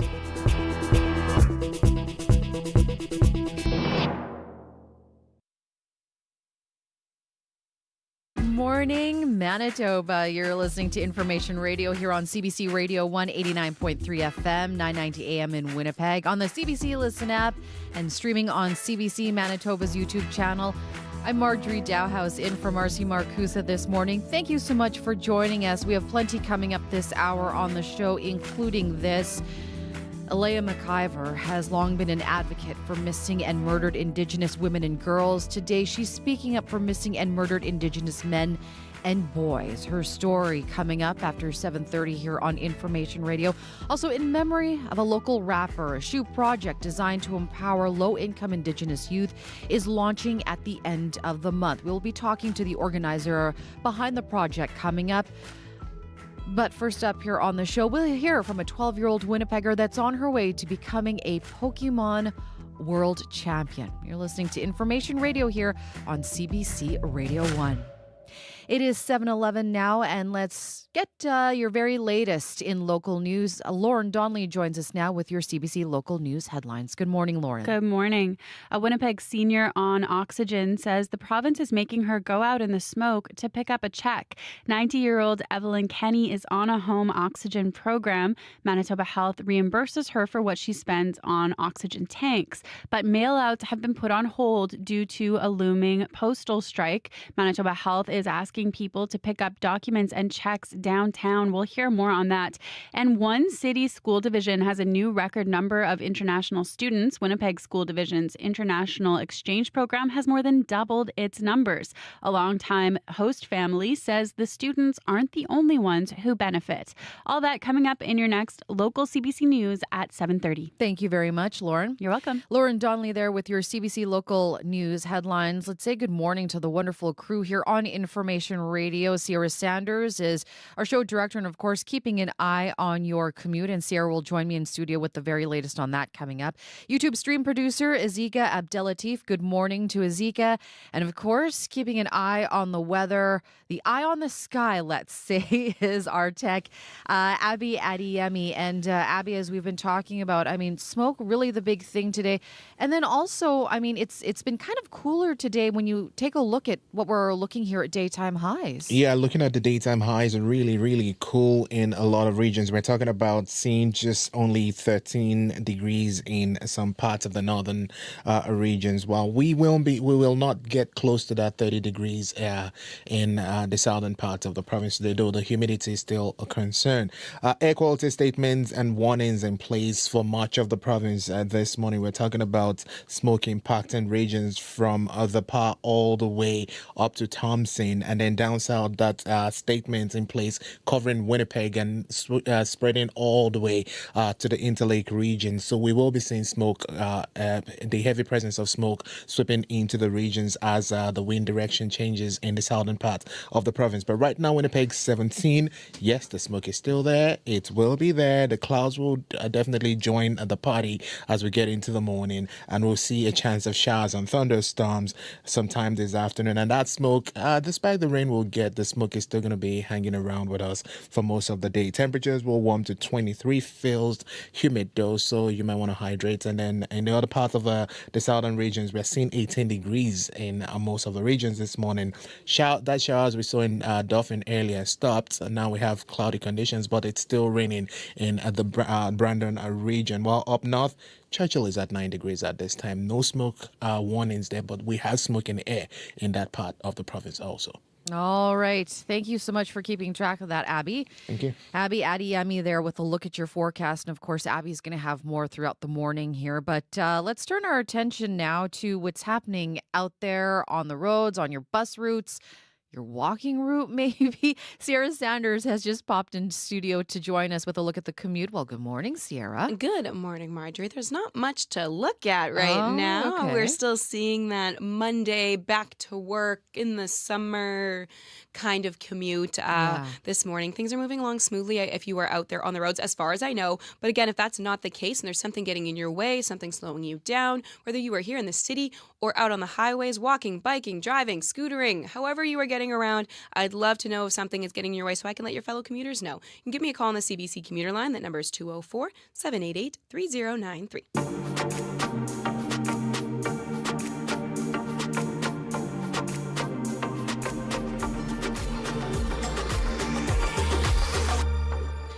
7:15 now. Well, coming up next. I wanna be the very best, like no one ever was. To catch them is my real test. To train them is my cause. Okay, you may recognize that tune. It is the Pokemon theme song, and a young Winnipegger is on her way to becoming the very best. Era Roulette is 12 years old and loves playing the Pokemon trading card game. She spent the past few years competing in Pokemon tournaments here in Winnipeg and right across Canada. And she's been defeating her opponents who are sometimes more than twice her age. Now Era is getting ready to compete in the 2025 Pokemon World Championships in California. I spoke with Era and her dad, Cody Roulette, on Friday. Era, I want to start off with you. Okay, for people who are not familiar with the card game, I mean, that would be me. How does Pokemon work? I'll say one thing first. It's the easiest card game that you could choose out of all the other card games. It's probably the easiest one to learn. And then how it functions is you have one Pokemon that's in the very front basically, and he's the one that's going to be attacking, doing all the damage. And then if he ends up getting knocked out, then your opponent would take one of their 6 prize cards, and then the whole thing of the game is they're trying to lose all of their 6 prize cards, and then they win. Okay, so it's like a trading game, right? So to touch on that just a little bit, just to add a little bit, it's conventionally called a trading card game because there's 2 sides to it. There's the collector side, where people my age and people for the last 20 plus years have been buying Pokemon cards, but they have no interest in playing competitively. So they just, trade them and they look for their favorites and they try to build up a collection. What Era and I do is we collect as well, but we're also on the competitive side of it. So we actually use the cards for their intended gameplay purpose. So we actually don't just look for our favorite cards. We're also interested in what's the most competitively viable. Oh, okay. So is it like a card game? There are certain figures or certain numbers attached to each of the cards, and maybe whoever has the highest score or the lowest score wins? Yeah. So they have different numbers on it to indicate how much damage they're doing or how much health they have usually. So it's just kind of a cycle of trying to take the most knockouts. Ah, okay. I get it now. I get it. So Era, I mean, how did you become so good at this game? I don't know. I honestly don't know. I mean, how did you start to excel in it, or when did you start to excel in it? I think I was in grade 2 maybe when I got a Battle Academy box, which basically is just they're not good decks, but it's a box that comes with 3 different decks, and then you can learn to play it. Yeah, so it's I learned to play when I was 8, but that was still during the mid of COVID, so we couldn't go anywhere because I was not in actual school. I was remote learning. It was sad. But then I knew how to play for a while, and then I think it was the next year, Galaxy Comics opened up their Pokemon tournaments again after COVID happened. So my dad was like, "Oh, why don't we go to Galaxy and try to play?" So if we went there and we got some better decks, they're not good though. They were actually these decks were not good, but they were better than the stuff I was using. So we just played in the tournament. I think I didn't do well at all, but I didn't do well at all, but we just kept going and I got a better deck eventually. That's just absolutely amazing. So Cody, I have to ask you, because you're the one who got Era interested in the game. I mean, did you expect that when you got her interested in this, that it would get to this level? So I grew up and spent basically the first 10 years of my adult life, and even while I was a teenager, I used to play a different card game competitively, and I used to travel myself all over North America, and I had a little bit of success, but not the highest level, kind of where Era's at now. So when I had my daughter, I have Era now, and my youngest daughter, Rain, who is starting to become a Pokemon player herself. She grew up around card games her whole, toddler life, and was obviously interested because that's what Dad did. So I would use Pokemon cards as a way to teach my daughter reading, teach her writing, teaching her math, because again, Pokemon cards, it's all about, oh, you're doing 20 damage to your opponent. They have 90 life. So how much life do they have left? And some of the cards are even like, oh, this card does like 7 for each energy that you discard, or like 70 damage for each energy you discard. So it'll be like multiplication as well. Yeah, so she's having fun. She's learning how to beat her dad in Pokemon cards, but the whole time she's learning her multiplication table. And now she's obviously developed, played all over North America herself, played in New Orleans, Vancouver, Toronto, Atlanta, Milwaukee, and she's competed in day 2 competition, which is like the knockout stage. So you can't even make day 2 unless you perform well enough in day 1. And she's day 2'd in all of these locations. That's absolutely incredible. So, Era, I want to ask you, I mean, what's it like to compete against adults and beat them? It doesn't really seem like anything to me, I would say, just because because when I started playing at Galaxy, there was literally maybe 2 other kids there, which I'm really good friends with. But the 2 other kids there, we would play the first few rounds, and usually out of like a 5-round tournament. So I would play like maybe one. I would for sure play one of the kids, maybe both if I was like lucky. But I was like, from even the beginning, I was used to playing against adults. So to me, it doesn't really seem like anything like if I win. But like now, there's a lot more kids that show up, and if they beat adults, it's like I mean, for me, it doesn't pose anything, but a lot of other kids like see a very big thing in it. So I have to ask you, Era, I mean, how are you feeling then that you're going to be going to California then to compete in the World Championships? I'm happy. Are you nervous at all? Not really. Like, I would want to do well, but like I think it's okay if I don't, because I just want to go to California. I want to go to the world. Yeah. Cody, I mean, what is it like to have this, to see Era, like this, and also what are your hopes for her in California? So, like I said, I used to take another card game very seriously, but I never got to the highest level. I got close a couple times, but it's kind of like living vicariously through her when I see her succeed at this highest level.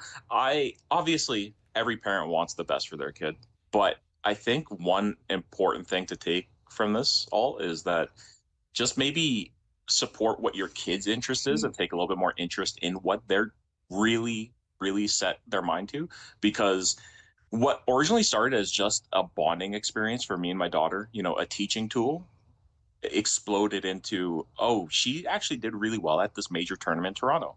And then I had other adults from the community asking, like, hey, are you guys going to do more major tournaments? And I was like, you know what? I don't know if I can make it happen.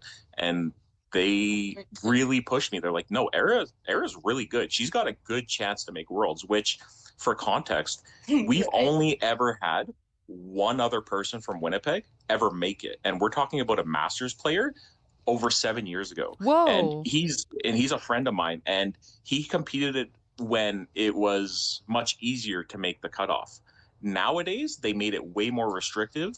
And just for example, to get to Worlds this year, it's about 1/3 of the players that made it last year. So Era had to make a much harder run to make the qualification for Worlds, and she still did it. So I can't be happier. And I didn't think I was able to make it just because of they changed the system on how you were gonna make it, and the last year's system was way easier than this year.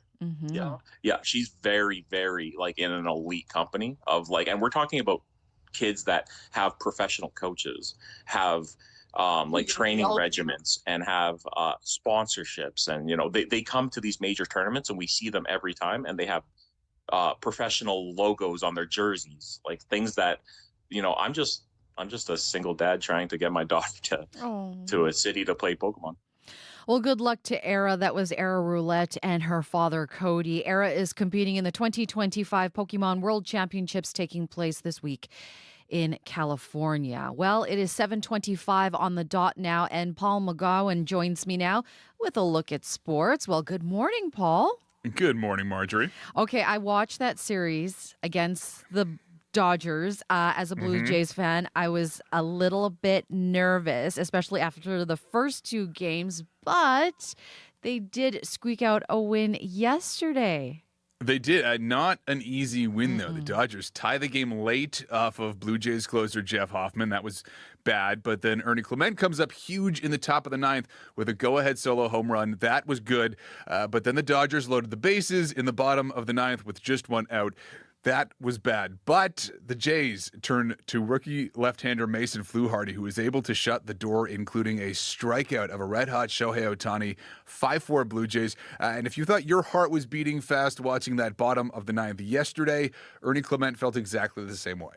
Pounded. I mean, what a job for Flu. That was special. That was really awesome to see. We know he's been grinding lately, and he's putting the work in. So it's cool to see it pay off, and he picked us up in a big way right there. So the Jays do drop 2 of 3, but they still have the best record in the American League, and they still lead the AL East by 4 games over Boston. Now they're back at home this week for another tough series, this time against the Cubs. That one gets going tomorrow. Oh, yes, the Cubs are going to be a good test. I think I'm going to be nervous again, Paul, in that series. Yeah, I think if you can go 3-3 against the Dodgers and the Cubs, that is a pretty good test. Absolutely. Now, on the other side of the country in Atlanta, baseball history was made on the weekend. By Jen Powell, who became the first woman to umpire a Major League Baseball game. Now, she worked a doubleheader on Saturday, first at third base, then across the diamond at first base. The big moment for Jen, though, came yesterday. And here we go. Joey Wentz likes that first call from Jim Powell. He'll take it, and I wonder if they're going to take the baseball. Yep, they are going to authenticate it, and Jim Powell will forever get to keep that ball. Now, because we know the exact accuracy of every umpire's performance behind home plate, we know that Jen Powell had a pretty accurate day yesterday. But statistics aside, Powell was focused very much on the moment. Wow, just incredible. Like dream came true. I'm still living in it, and I'm just so grateful to my family, to Major League Baseball for just creating such an amazing work environment. I always wanted to umpire. Like I knew I had the bug. I had it in my DNA. And then when I realized, wow, maybe I could be a major leaguer, then I just went for it, She is now a major leaguer, but she does still have a couple of boxes to check when it comes to major league experience. For example, she did not throw anyone out of yesterday's game.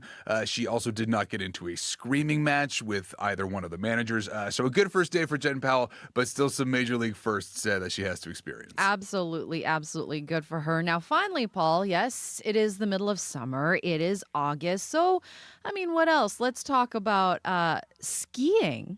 Well, because it's the Summer Grand Prix taking place in France, and Canadian Abigail Strait has won Canada's first ski jump gold since 2013. Now, so many elite athletes have a life beyond what they do on the track or on the ski hill. Abigail Strait is a beekeeper most days, which I would think has no bearing at all on ski jumping, but I am wrong. It's actually trained me to be quite calm in chaotic situations. I actually have a bee on my ski at the top of the ski jump, and I don't know if it brings me back to the chaos of a hive or what, but it always makes me smile. I guess it makes me think of, it's not that deep sport, it's just one part of my life, and there's lots of other people going through lots of other things, and it kind of brings me just to that moment, and I'm able to do what I need to do. Now, Marjorie, I will confess to not watching much ski jumping in the middle of summer. It's something else. It is in the mountains of France, but there's not snow on the ground yet. And so the tracks for this competition are made of porcelain. And these skiers are landing on water-soaked plastic that is covering the grass of the ski hill, which makes it, I think, the most intense slip and slide that exists anywhere right now. It sounds like a lot of fun. Yeah. And also terrifying. Yeah, absolutely. Paul, thank you so much for this. Have a good day. You too. Thanks, Marjorie. That is Paul McGowan with a look at sports. Now, still ahead here. Born Out of Loss, a brand new art project, is giving low-income Indigenous teens a chance to decorate their brand new white Nike Air Force Ones. We're going to have more on that coming up here. After your CBC local news, you're listening to Information Radio on CBC Radio 1, 89.3 FM, 990 AM in Winnipeg on the CBC Listen app and streaming on CBC Manitoba's YouTube channel. Your CBC local news is next. This is CBC News. Good morning, I'm Lauren Donnelly. At 7:30, we're at 17 degrees in downtown Winnipeg with smoky skies. We're expecting a few showers today, windy with a high of 23 degrees. A Winnipeg senior says the province is putting her in an unhealthy situation just to retrieve a check. 90-year-old Evelyn Kenny is on a home oxygen program and needs to be on it 24/7. She gets reimbursed $435 each month for the tanks she buys. There was no check in the mail last month. Manitoba Health is asking people to pick up documents and checks at a downtown office due to a possible looming postal strike. With me on oxygen and the heavy smoke, I'm told to stay in, and then I got another department telling me, well, it's okay to go downtown and pick up a check. And I'm still in a quandary. Kenny's son drove in twice from Gimli to pick the check up, but it wasn't ready either time. She says the federal government deposited her pension checks without an issue. As a senior on a fixed income, she worries now about the next oxygen tank payment coming out this week. The Pinawa Fire and Rescue Service is reminding people to wear life jackets after an incident this weekend. A family of 5 adults needed to be rescued after getting stuck in the Pinawa Channel on Saturday. Mike Pertel is the fire chief with the Pinawa Fire and Rescue Service. He says they had no life jackets or paddles, became overwhelmed by the current, got stuck against a cliff, and called 911. Fire crews took them to safety using 2 kayaks. All water is dangerous, especially if you're non-swimmers and you have to respect it. It was unfamiliar from them. They're a family from Winnipeg that are coming to enjoy the day in Pinawa, and they didn't enjoy it so much because they were stranded in the water. It was fairly cool. He says drownings have become more frequent in the Whiteshell area and urges people to wear life jackets, have a plan, and a cell phone in case something goes wrong. A record number of students from across the world are heading to the Winnipeg School Division as part of their international exchange program. The program more than doubled its numbers and will host 180 students from 24 countries. For 3 years, Giuseppina Militano has hosted students from Colombia, Brazil, and this year a student from Spain. We really enjoy having the students. It's a great experience for them. They get to learn about Canadian culture and all the various cultures in Canada, which they don't often see in their own countries. So it's a really wonderful experience. It really is. It's great for the families and it's great for the students. Militano says hosting students is an experience she remembers fondly. In Israel, pressure is mounting on Prime Minister Benjamin Netanyahu after several journalists with Al Jazeera were killed in an Israeli airstrike. It happened yesterday in Gaza City. The CBC's Susan Ormiston has more from Jerusalem. Funerals in Gaza this morning for journalists killed Sunday in an Israeli airstrike. One of them, Anas al-Sharif, was a prominent reporter for Al Jazeera. The IDF confirmed his death, claiming he was the head of a Hamas cell advancing rocket attacks while posing as a journalist. Al Jazeera strongly denies the claim. Managing editor Mohammed Mawad said the Israeli strike targeted a media tent outside Al-Shifa Hospital, killing 5 of his team. They weren't in a front line or in a military zone or something like that. The UN has launched an investigation. The Committee to Protect Journalists had warned 2 weeks ago that al-Sharif was in grave danger. At a news conference Sunday, Prime Minister Benjamin Netanyahu said he directed the Israeli army to allow more journalists to enter Gaza. International media, including the CBC, are barred by Israel from entering the territory. Susan Ormiston, CBC News, Jerusalem. Finally, tattoo artists and enthusiasts from across the world were in Winnipeg this weekend for the 7th annual tattoo convention at Red River Exhibition Grounds.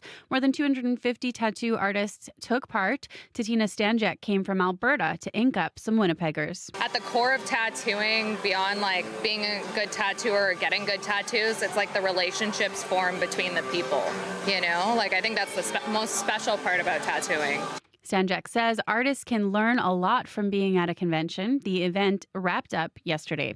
And that is your CBC News from Winnipeg. Thank you very much, Lauren. Thank you, Marge. Lauren Donnelly there with your CBC local news. It is coming up to 7:35 here, and you're listening to Information Radio here on CBC Radio 1. I'm Marjorie Dowhouse, in for Marcy Marcusa this morning. And we're in the middle of August. A lot of people wanting to get out and check out things. We've had festivals all summer long. But, Abby, if people are going to be outside today, they really need to keep in mind here that it is the air quality that is a bit of a concern, isn't it, Abby? Yeah, that's the concern this morning. Looking at conditions, look at the power, for example, all the way, tracking it into Norway House, Shimadawa, Leaf Rapids, Lynn Lake, as far as Gillam. We are seeing thick smoke in that part of the province, hence that air quality warning we have for the whole of northern Manitoba this morning. We're talking about the health index around 10 plus, which means there's a lot of particles and smoky things that would really, really impact your health. You need to take care. Then in the southern part of the province, we have air quality statements, which means smoke is on its way. If you've not seen the smoke in your region yet, it's still going to come with the wind direction changing. It will be coming. We should see it hit the Gimli region. We should be seeing smoke in that part of the province very, very soon. But for the city right now, yes, it is smoky outside. 17 degrees still in Winnipeg. I think we're stuck on 17 for now. And most of the southern regions, that's what we're seeing. A few showers will come and go for the Winnipeg area. We'll see temperatures get close to 23 degrees. Similar conditions we're seeing in the Pembina Valley region from Morden all the way down to the U.S. border. We're seeing 18, actually. It's hovering 18, 17 degrees in that part of the province. Also, smoke will be drifting in to that part of the province later. Showers and thunderstorm also in the forecast. It will be arriving late around the afternoon period. You will notice that temperatures will warm to 23. Then we head to the western part of the province, Brandon all the way down to Mendoza. We're seeing also 17 degrees. Light rain still falling there, smoky skies along with, and it's going to be, it's going to be more like this scattered showers on and off for the Brandon region, with that windy conditions just shifting from the northwest and according to the directions, right? So it's going to be coming and going, and we'll see temperatures get to 22. For the Parkland region, we're looking at Dauphin, Russell, Roblin, and nearby communities, 18 degrees at this point. We saw showers waking up the residents in that area. Then it stopped. Now it's more like cloudy conditions we're seeing, but there's still more showers and thunderstorms in the forecast for that region sometime in the afternoon, with the wind shifting to the northwest later, rather, and it gets breezy at some point. Temperatures will reach 21 degrees, and then partly cloudy conditions and more showers overnight. For the Gimli region, smoke will be moving in anytime this morning with these cloudy conditions, and showers also in the forecast, along with some thunderstorms to come. Temperatures get near 23 degrees for the Interlake region today. The power, Flin Flon, Thompson, Churchill, nearby communities, we're seeing 18 and 14 degrees in the northern part. For example, like around Flin Flon, the power, 18. It is smoky there. There's a 60% chance of showers today around the afternoon period, and thunderstorms might come with that. Just the mild winds from the west. Highs will be around 23. Then for Thompson, 14. We still have light rain showers there. The smoke is heavy in that part of the province. Showers and thunderstorms also possible today, with the winds shifting northwest and feeling from mild to breezy for Thompson later. Temperatures near 20 will warm up to near 20 degrees. Churchill still cool at 9 degrees this morning. We'll see showers in the afternoon, along with the risk of thunderstorms, and temperatures will only get to 19 degrees. So it's more like the widespread smoke across the province today. Every part of the province will notice the smoke. Winnipeg right now, 17 degrees. Yeah. And I know, Abby, you're someone who likes to get out. You like to check out festivals, hit the road. I'm sure the smoke has impacted how you've done that. It's been impacting me. The only one time I've really had a normal weekend was like Saturday. I pulled the blinds and it was blue outside. And the first thing I did was I packed my camera bag, I packed my drone, and I'm like, you know what?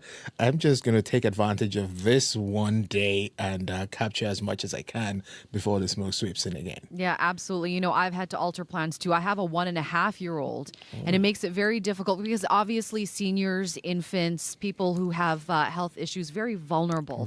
Yeah, when these conditions are like these. Thanks a lot, Abby. Thank you. Abby Adiyemi there with a look at your forecast.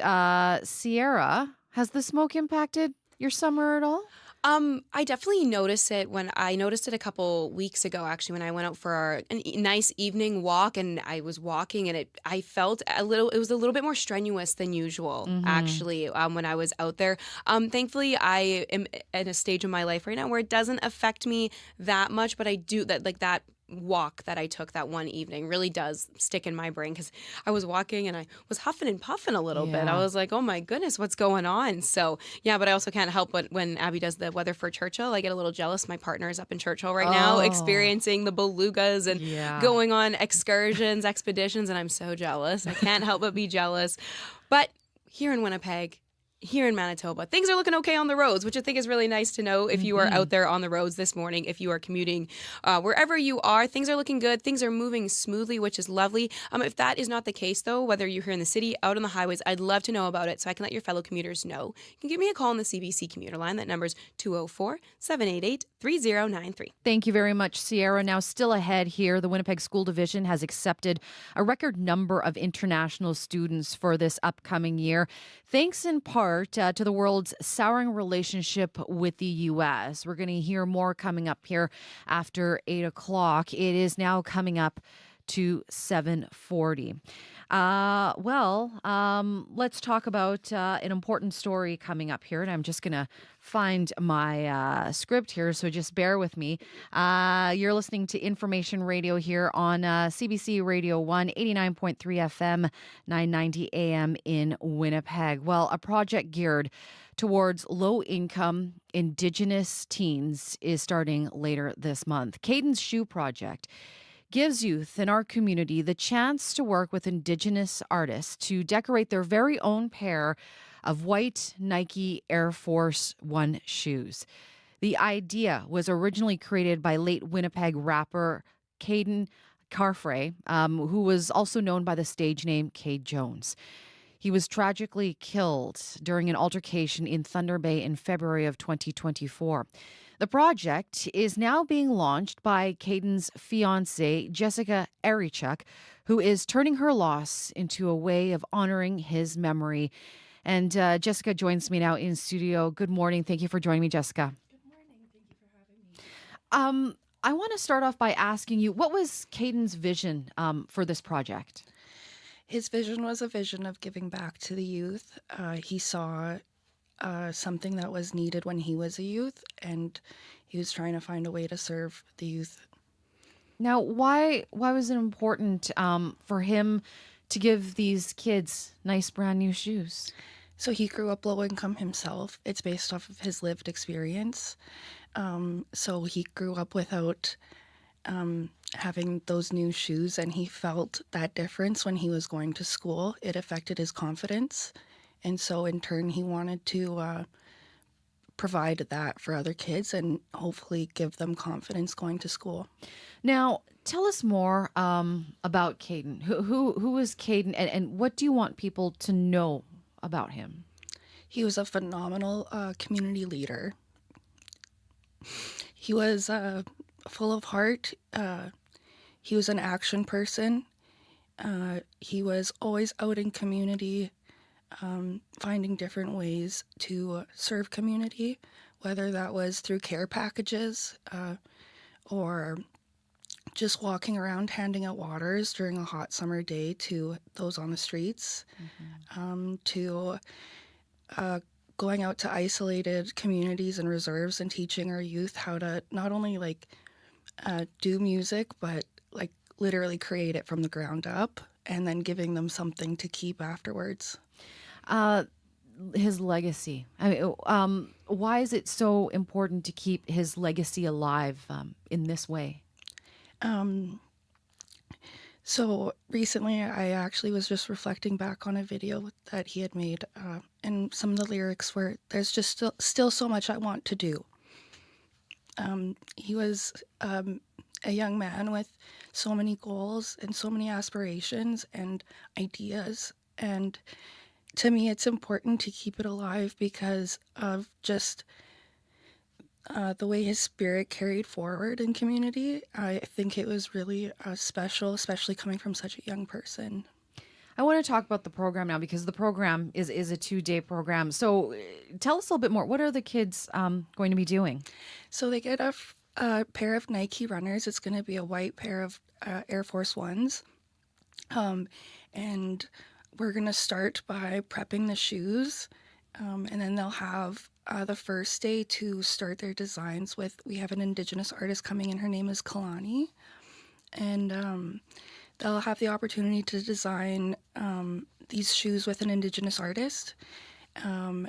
And then on the last day, they'll finish their designs and we'll seal them.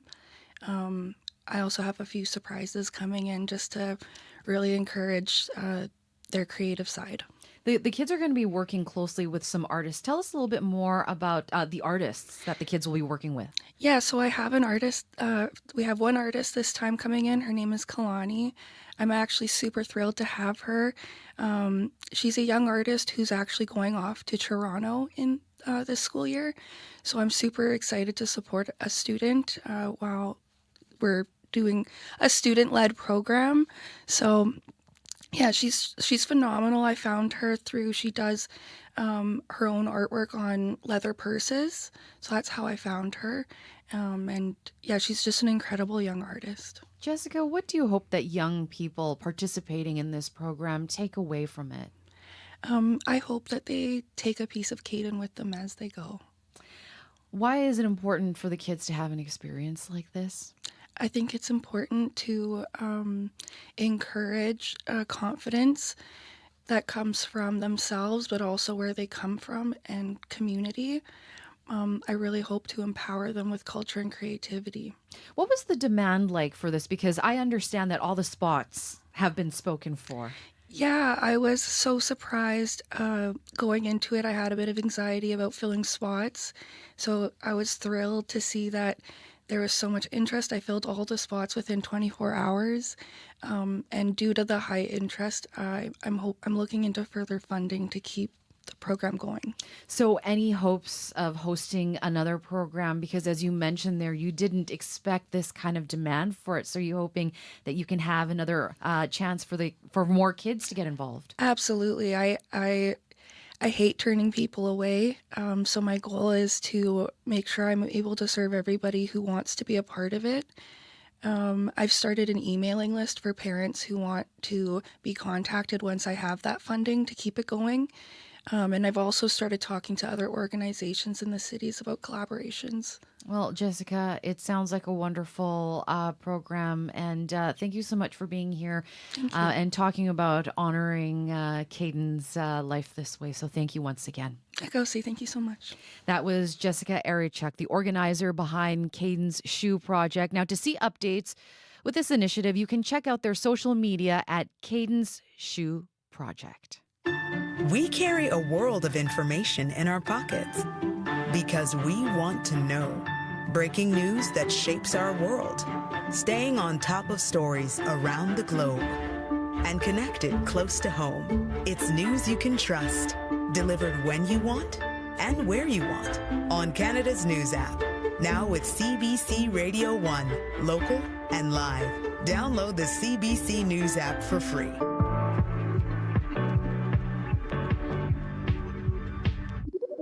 On This is Manitoba, we celebrate who we are, and we lean into the challenges here that can make this place even better. I'm Marcy Marcusa, host of This is Manitoba. On the podcast, we tackle one topic in a new episode every Friday. It's always about us, the news, and the people here. Get into some local listening. Find and follow This is Manitoba wherever you get your podcasts. It is 7:48, and you are listening to Information Radio here on CBC Radio 1. I'm Marjorie Dowhouse in for Marcy Marcusa. We have an air quality statement that is issued for Winnipeg and many parts of Manitoba right now. In the city, it is 17 degrees. Alea McIver has long been a community advocate, matriarch, and expert on MMIWG2S+. But she hasn't stopped there. She's now created a Manitoba-specific database of missing and murdered Indigenous men and boys. She says creating the list, which already includes the names of more than 250 community members, was painstaking and painful. But it was also a labor of love. Created at the request of her beloved aunt, who just died, Alea McIver wrote about her efforts in a first-person piece on our CBC Manitoba website now. I spoke with Alea recently and started by asking why this database is needed. Well, it was echoed through the community a few years back when I took on the initiative from family members as why isn't there a list? Why isn't men being recognized for the murder and or missing? And 2 years ago, I took on that responsibility and put it away for a while. And then recently, after losing my aunt in April, I kind of dedicated that list to her because she wasn't able to see the list when she was, here with us in the spirit world, and decided to conquer that list. And it was surprising. It wasn't surprising, but surprising. Tell me about your aunt, because your aunt was the one who inspired you to do this. Tell me more about her and why she wanted you to create this. Well, my aunt was 77 years old before she passed away this year, and she was our matriarch. She was our glue to our family. She had a lot of grandchildren and great-grandchildren, and it was important to give them a voice, but also keep in mind that my family has been impacted 3 times over on the crisis of missing and murdered Indigenous men and boys. So before my nephews were murdered, my uncle was murdered back in 1984.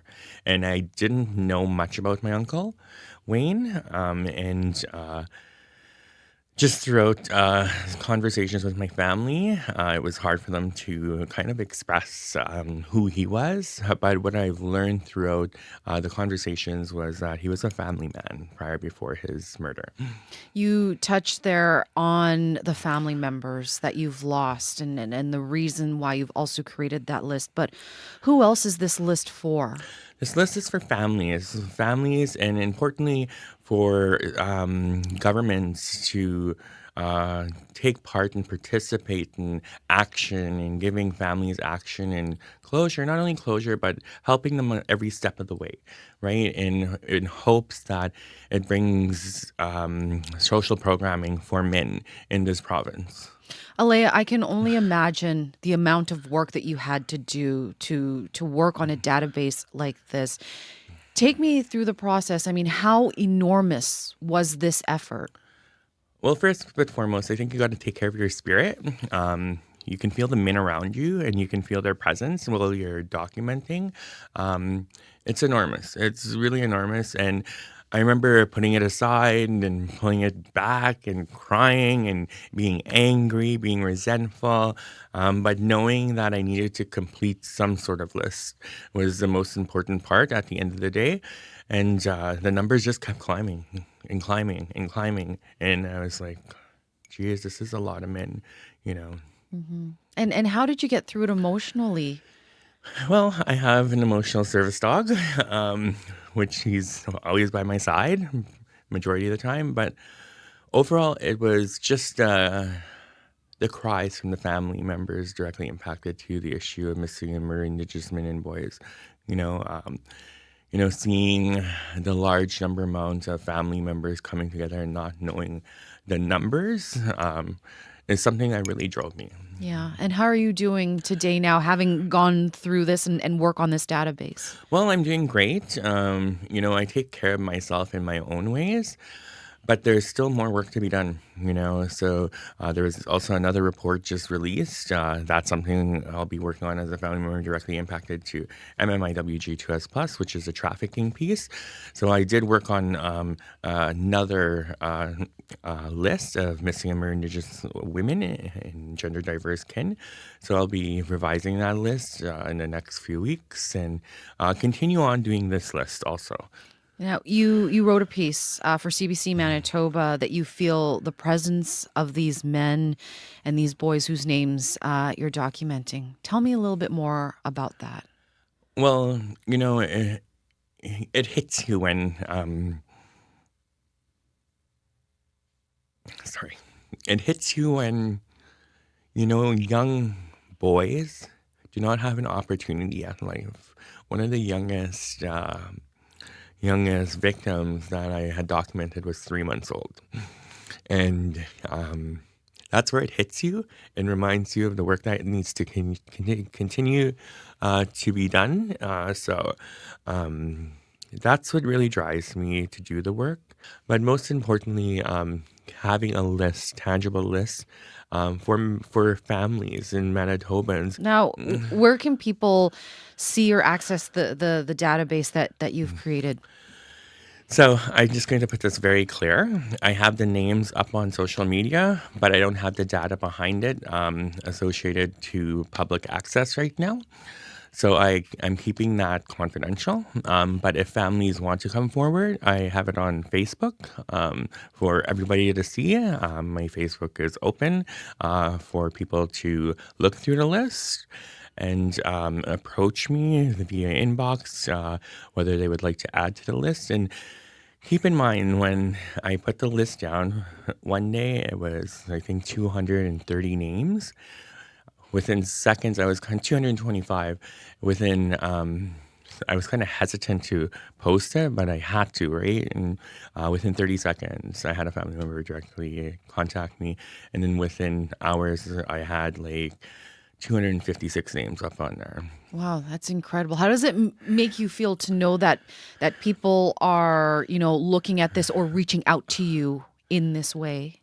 Well, as a family member directly impacted, you are aware that families will reach out to you. But knowing that people know that you're a safe person to do that with is something different, And I get their struggles, I get their hurt, their pain, and to document it is such an honor, an honor to each family member directly impacted to the crisis.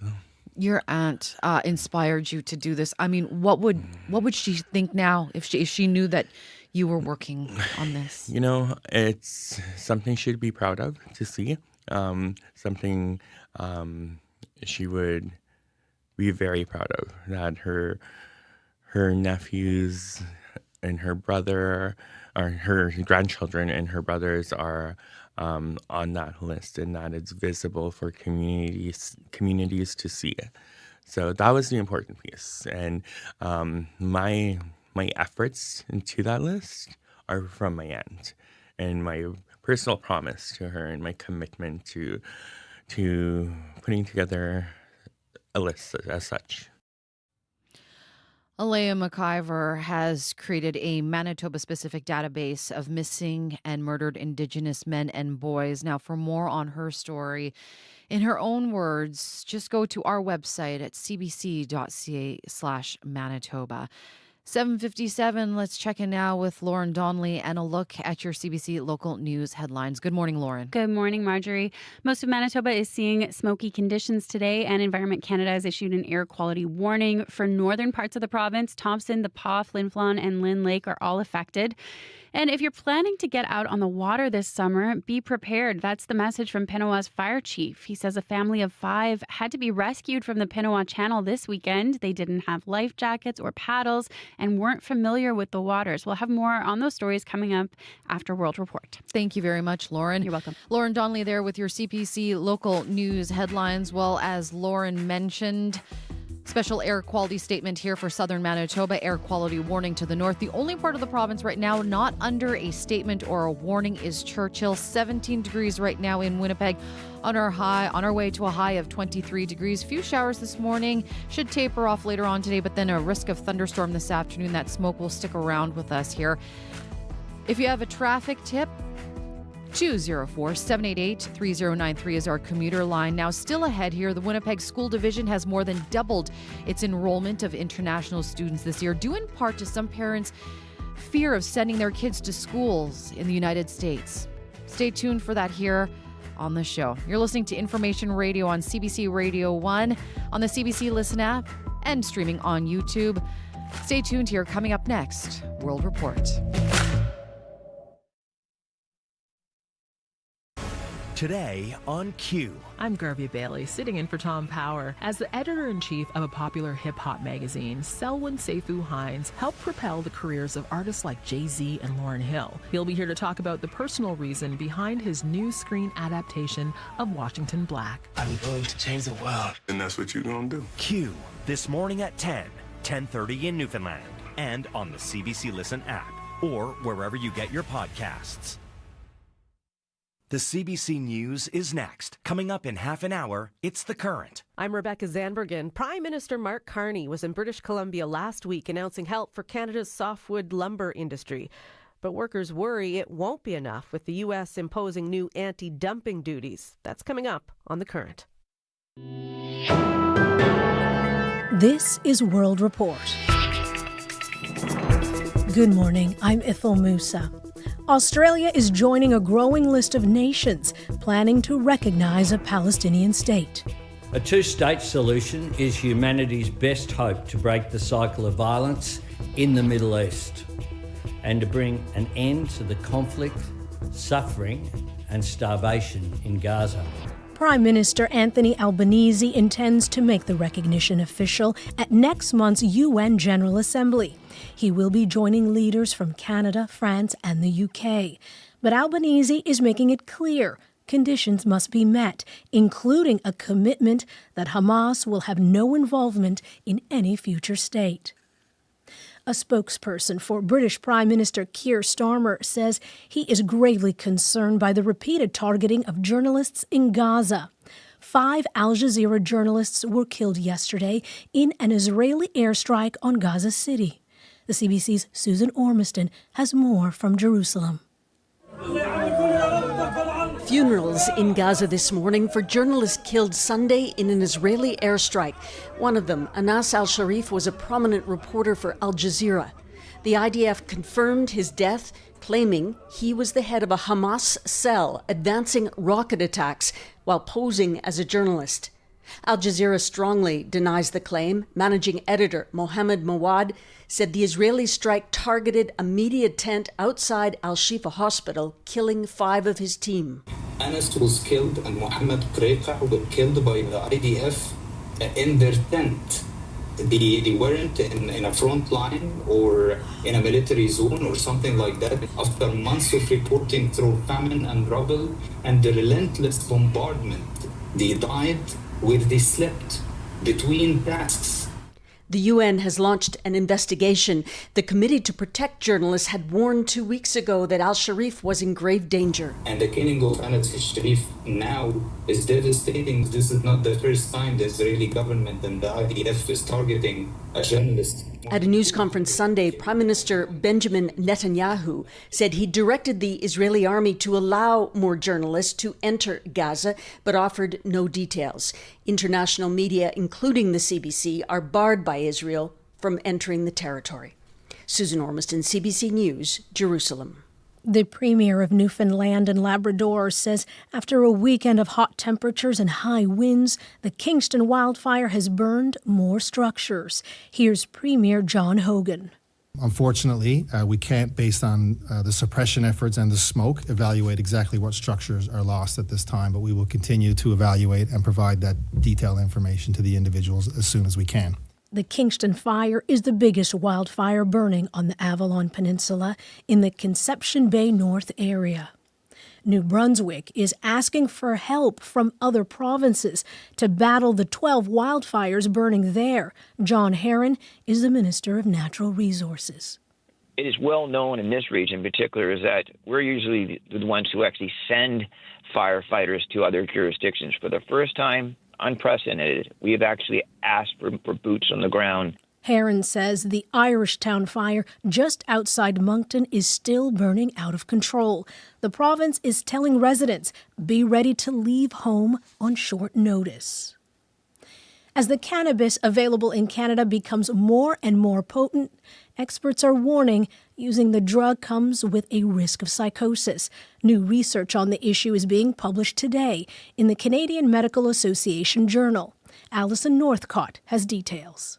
I started experiencing just a couple days of no sleep, sort of manic associated symptoms. After 2 years of frequent cannabis use, Bailey Peterson, who's now 26, started experiencing troubling symptoms. Like various beliefs and like delusions.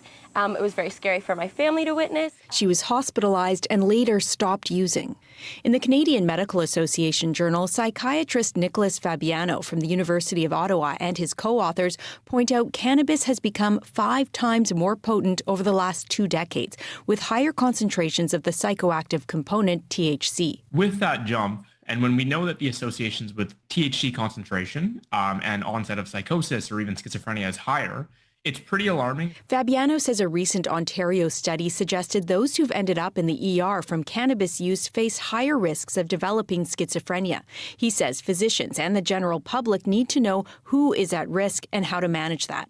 Gibran Kolkar, an associate professor at Western University, says those most at risk of developing problems are people with a history of mental disorders and young men. The earlier the exposure to cannabis, the earlier the exposure to higher potency levels of cannabis, the greater the risk. The later the exposure, the lesser the risk. Kolkar and other experts say Canadians need to be aware that cannabis has changed and its potency can vary so they can make informed decisions around using it. Alison Northcott, CBC News, Montreal. U.S. President Donald Trump says he wants to crack down on crime in his country's capital by moving people who are homeless out. Trump says his plan would essentially stop violent crime in Washington, D.C., and he's considering taking over the local police department to make it happen. Kate Fisher joins me now from Washington. Kate, walk us through Trump's plan. Yeah, he's basically painting this portrait that Washington, D.C. is under siege from criminals, and he's vowing to fix it. He says the way he fixed the border. On Truth Social, his social media platform, he said, we will make it truly great again. Before the tense squalor, filth and crime, it was the most beautiful capital in the world. And to do that, he says, he's threatening to push out people who don't have homes, put criminals in jail. But crime is actually down in Washington. The Department of Justice says violent crime is at a 30-year low.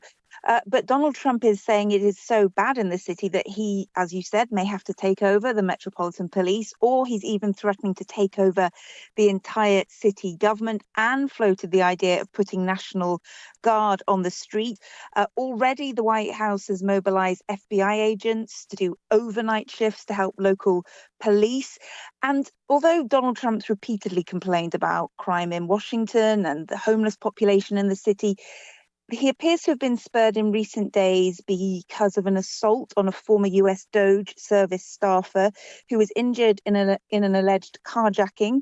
Donald Trump last week posting an image of the man smeared in blood, sitting shirtless on the ground. And in that, he warned that if DC doesn't get its act together and quickly, will have no choice but to take federal control of the city. And that seems to have spurred this recent momentum. Kate Fisher in Washington, thank you. Thank you. It's one of the largest shipwreck cleanups Canada has seen in decades, and it's happening right now in western Newfoundland.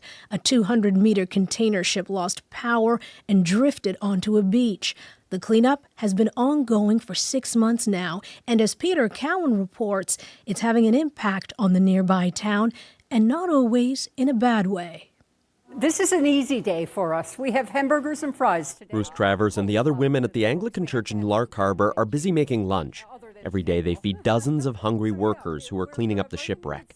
It was just supposed to be a few weeks, but now it's been 6 months. They couldn't move the ship, and so they had to work with it there on the site. So that meant that we had to continue providing meals, which really has been a bonus for the church and good for us. Providing lunch has provided money for the church, enough to buy a new furnace and put in heat pumps. But it's not the only impact on the town. The ship is also attracting tourists. They hike 45 minutes in on a trail to Cedar Cove to see the boat for themselves. They also stop in local restaurants or rent local homes. Jim Burton lives an hour away in Corner Brook. It's amazing. It's a lot bigger in person than it is seeing it on TV or anything like that. The mayor of Lark Harbour has been happy to see all this economic activity, but Wade Park will also be happy when the ship is finally gone. Until the oil is removed, there's a chance the ship could rip apart and contaminate one of the prime fishing areas. Our fishery is our main industry, is the backbone of our town, and we don't want any way, shape, or form that being jeopardized by any pollutant whatsoever, right? Crews are making good progress at removing the oil from the ship, but it's likely stuck in Cedar Cove until at least next year. Peter Cowan, CBC News, near Lark Harbour, Newfoundland. Peter got behind-the-scenes access to the work cleanup crews are doing, and you can see it tonight on The National at 10 p.m. on CBC Television or on the National's YouTube channel. And that's the latest national and international news from World Report. I'm Idil Musa. This is CBC News.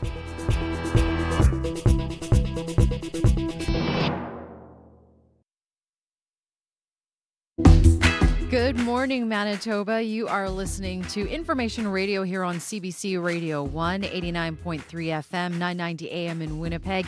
Everywhere on the CBC Listen app and streaming on CBC Manitoba's YouTube channel. I'm Marjorie Dowhouse in for Marcy Marcusa this morning. Thank you so much for joining us.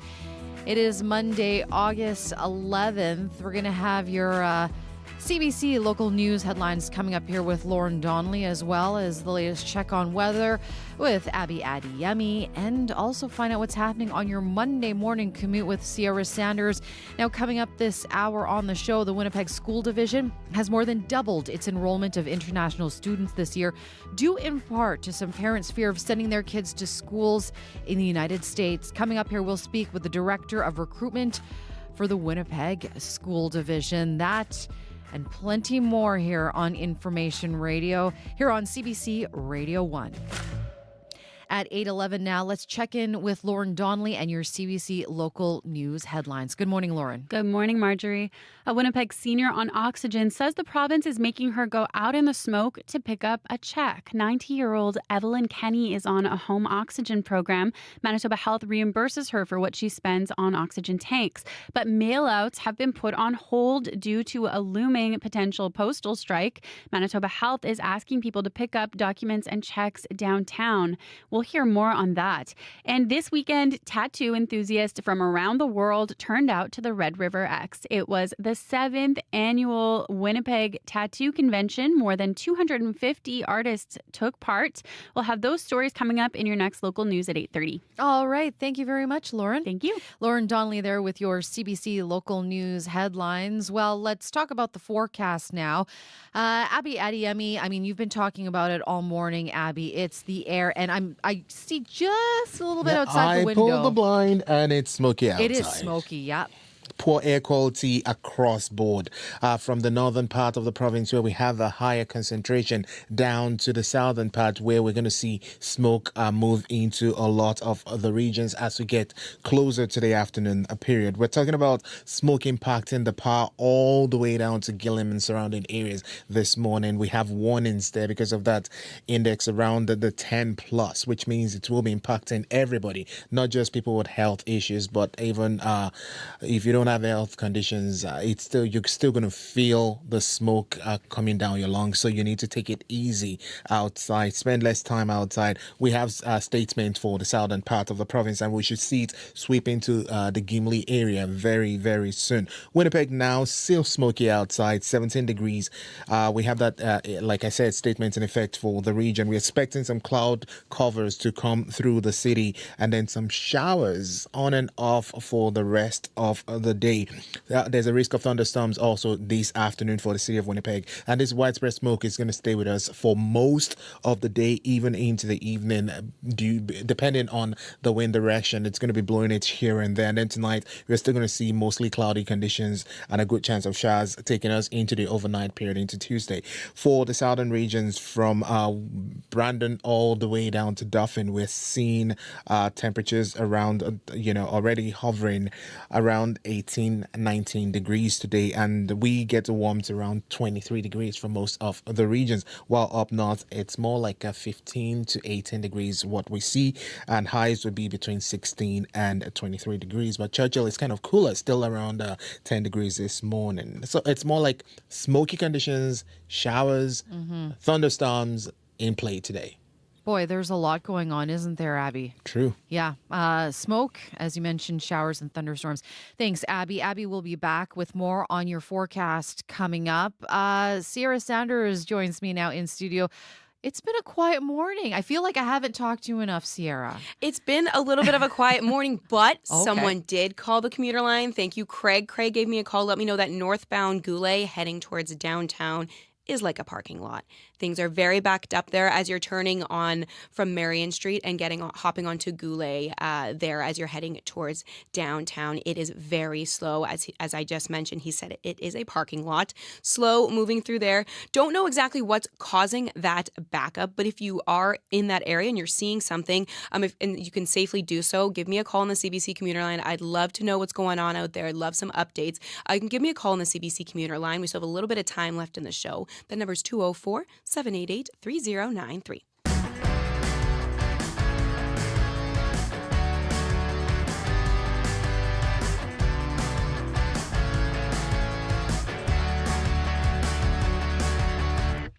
8:15 now. Well, as universities see international student enrollment drop due to a federal cap on study permits, the Winnipeg School Division has accepted a record number of K-12 students from around the world this year. Normally, the division accepts about 80 international students. This school year, that number is about 180. Aaron Benarosh is Director of Recruitment and International Education with the Winnipeg School Division and joins me now via Zoom. Good afternoon. Welcome to the show, Aaron. Hello, Marjorie. Thank you. Why are we seeing such a big jump in international students this year? Well, just to be clear, what's happening down south is definitely impacting the industry. But the way the cycle works for recruitment of international students, at least in the high school sector, is we're basically working, within year time frame. So we're already, most of the students that are coming now were recruited last year, but we are definitely starting to see increased demand and lots of questions. For students that typically would have been looking down south are now starting to look at Canada. I want to add that internationally, the Canadian public school system has a very strong reputation. And so it's increasingly more and more appealing to send for parents to send their students to places like Canada and in particular Winnipeg. Okay, so Aaron, we were actually seeing a jump in international students, say even before this whole thing with the United States. Is that right? Yes, for sure. And definitely slowly, increasingly, that definitely is a pattern. And I expect that for the 26-27 school year, there will be definitely significantly more numbers than we have now. I mean, I can think of a handful of students that are with us starting this September that would be attributable to the political climate, but we're definitely getting ready and anticipating for more demand. Aaron, I wonder, what about other school divisions here? Are they seeing the same jumps that the Winnipeg School Division is seeing? Well, I don't have the numbers for other districts. We do work closely. People in other school divisions and myself, we do communicate, but I couldn't give you the exact numbers. But I do know that we're not very different. Winnipeg is seen as a good place to send international students for high school. And I know that they're probably also getting the same type of inquiries that we are in the Winnipeg School Division. What's the maximum number of international students that the division can take here? What can you max out at? Yeah, so an exact number would be difficult. It really depends on which high school you're looking at, enrollment. We always have to make sure that first our local students are accommodated and that there's space in those schools. So really it depends on the high school and which location in Winnipeg. I know that for the 26-27 school year, we're definitely looking at hoping to, surpass 200, at least for students in homestay. We have 120 students that are staying with families in our school division, and we are hoping to significantly see an increase in that. Where are most of the students coming from?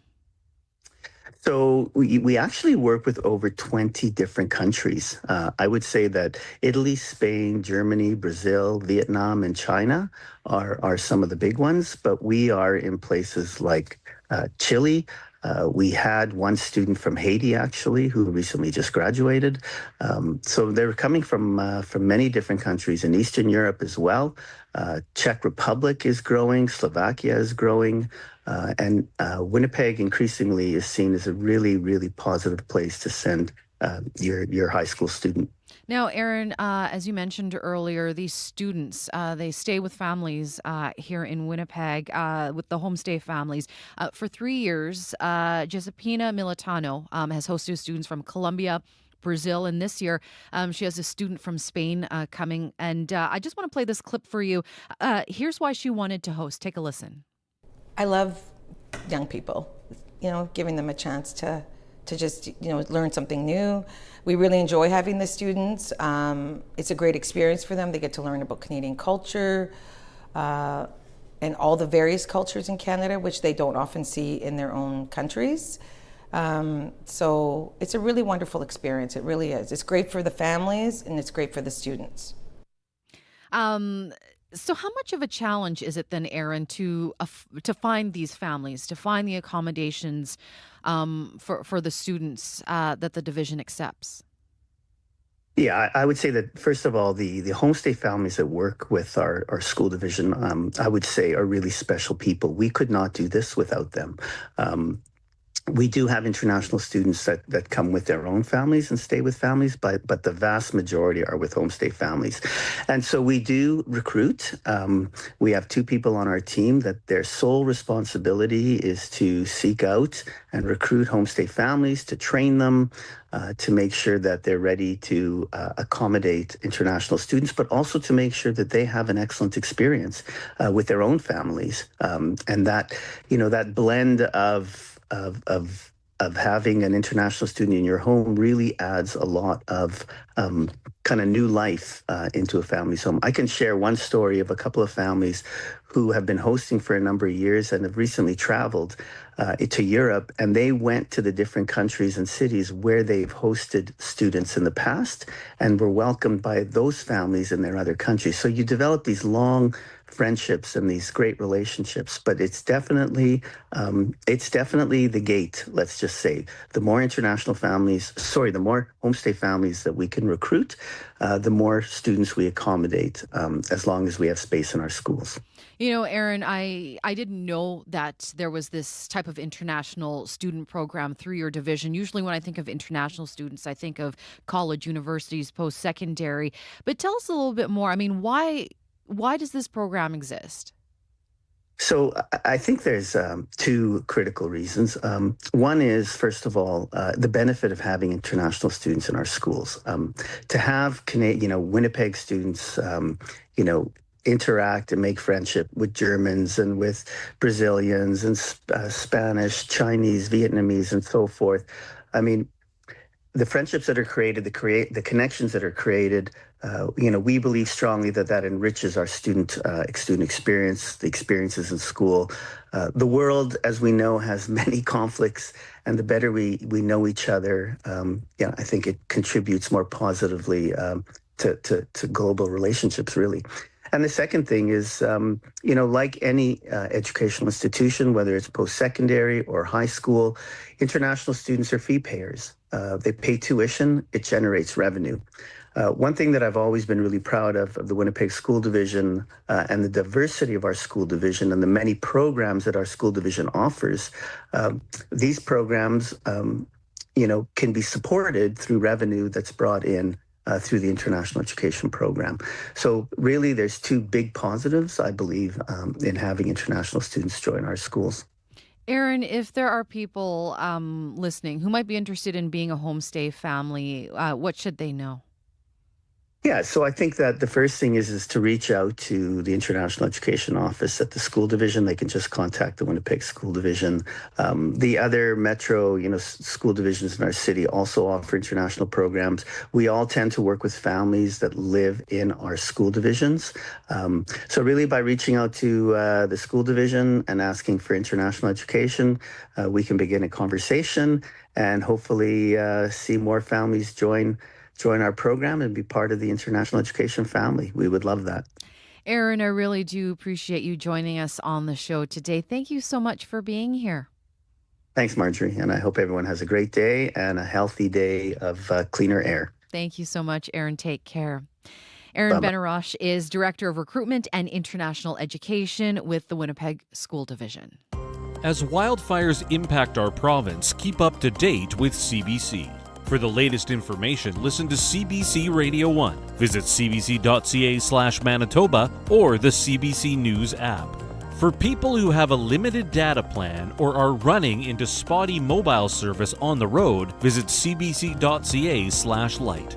That's cbc.ca/LITE.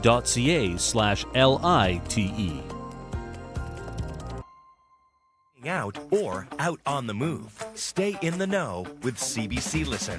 The cost of living with Paul Havershrud goes beyond facts and figures. Real estate is the 800-pound gorilla of Canada's economy. And What on Earth with Laura Lynch explores the climate change crisis, problems and solutions. What happened that made you start to think and see climate change differently? The cost of living and What on Earth. Available now on CBC Listen. 8:25, 18 degrees and smoky here in Winnipeg as a special air quality statement continues for us here in the south. Air quality warning up to the north. It is going to be a smoky day today here pretty much across the entire province. Well, awesome things can happen when artists collaborate, and this track is a great example. Synth pop artist, Daggers, and indigenous singer-songwriter JC Campbell co-wrote The Water, Hold On To Me in 2021 at the Song Smiths Song Camp. Since then, Daggers has been releasing upbeat 80s-inspired singles. Here's a song that brought them together. Have a listen. When we go back to the water, it will hold us, we surrender. We can go back, just wait and see. When we find ourselves doubting, we can follow that path. We can take from the water and drink from the past. Hold on to me. Take me back to the place of endless embrace where we can just be. Hold on to me. Here where we are, we've come so far. Just hold on to me. There's relief in the long haul if we don't fear the unknown. We can take from the water, drink from the past. We give, we take, we hold on. We were wasted in the great divide, spinning wheels, taking sides, until we went back to the water.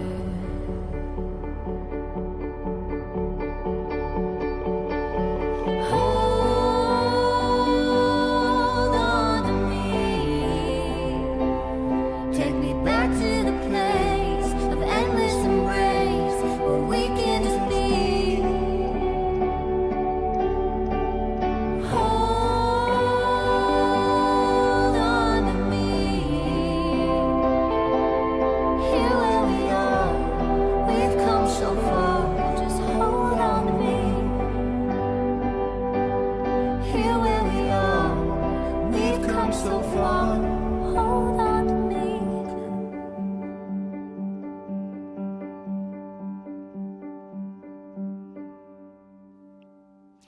That is Daggers and JC Campbell with The Water, Hold On To Me. Sierra Sanders has just popped back into the studio with a traffic note. Hi, Sierra. Hi, Marge. You said you missed me. You haven't talked to me enough. Yeah. So here I am. I'm back to talk to you. As I mentioned, just after we came out of World Report, northbound Goulet, as you were heading towards downtown, Craig called and he said it was like a parking lot. I've had a couple of calls since then. People are saying construction is what is causing the holdup. They're doing some resurfacing work there. Sounds like an entire fire lane has been taken away, so things are slow because of construction there. They're doing some resurfacing work, so expect delays there northbound Goulet as you are heading towards downtown there, and be patient with your fellow commuters. I have one more traffic hit after this, so 204-788-3093 if anything is getting in your way there. All right. Thank you very much, Sierra. Thank you. Sierra Sanders there with a look at your morning commute. Just do want to mention that coming up on Radio Noon today, talking about the cost of food. We know that it keeps rising across the country, so we're asking you, what kind of choices have you had to make because of food prices? What are you buying? What have you decided that you can't afford to buy anymore? Call in and join the conversation. Guest host Laurie Hoog-Stratton will have more on the costs there. If you want to leave a comment now, 204-788-3797 is the listener line. Stay with us. Your CBC Local News is next. This is CBC News. Good morning, I'm Lauren Donnelly at 8:30. We're at 18 degrees in downtown Winnipeg with smoky skies. We're expecting a few showers today, windy with a high of 23 degrees. It was a near drowning for a family of 5 at the Pinawa Channel this weekend. Fire Chief Mike Pertel says the group of adults were floating on 2 big inner tubes in the channel. No paddles, no life jackets. They soon got stuck up next to a rock face and didn't want to move. And they were too afraid to maneuver either downstream or back upstream because they are not unfamiliar with the water, not sure how deep it was. And it is moving at a fair pace there. Okay. And being non-swimmers, they were pretty concerned about their safety. He's urging people to wear life jackets, have a plan, and bring their cell phones if they need to call for help. One home in St. Vital was destroyed and another damaged in a fire last evening. Fire crews were called to the home on Southwalk Bay around 7:40. There was heavy smoke and flames coming from the house. Fire crews got it under control after nearly 2 hours. One firefighter was hurt but didn't need to go to the hospital. A neighboring home had to be evacuated as a precaution. One home is a total loss. The other was damaged. The cause is under investigation. A Winnipeg senior on oxygen says the province is making her go out in the smoke to pick up a check. Manitoba Health is asking people to pick up documents and checks at downtown offices due to a possible postal strike. 90-year-old Evelyn Kenny is on a home oxygen program. She gets reimbursed $435 each month for the tanks she buys by Manitoba Health. There was no check in the mail last month, and she was told to pick it up downtown. She doesn't drive and worries about the poor air quality due to wildfire smoke. She's already using more oxygen because of it. It's making my condition worse with stress.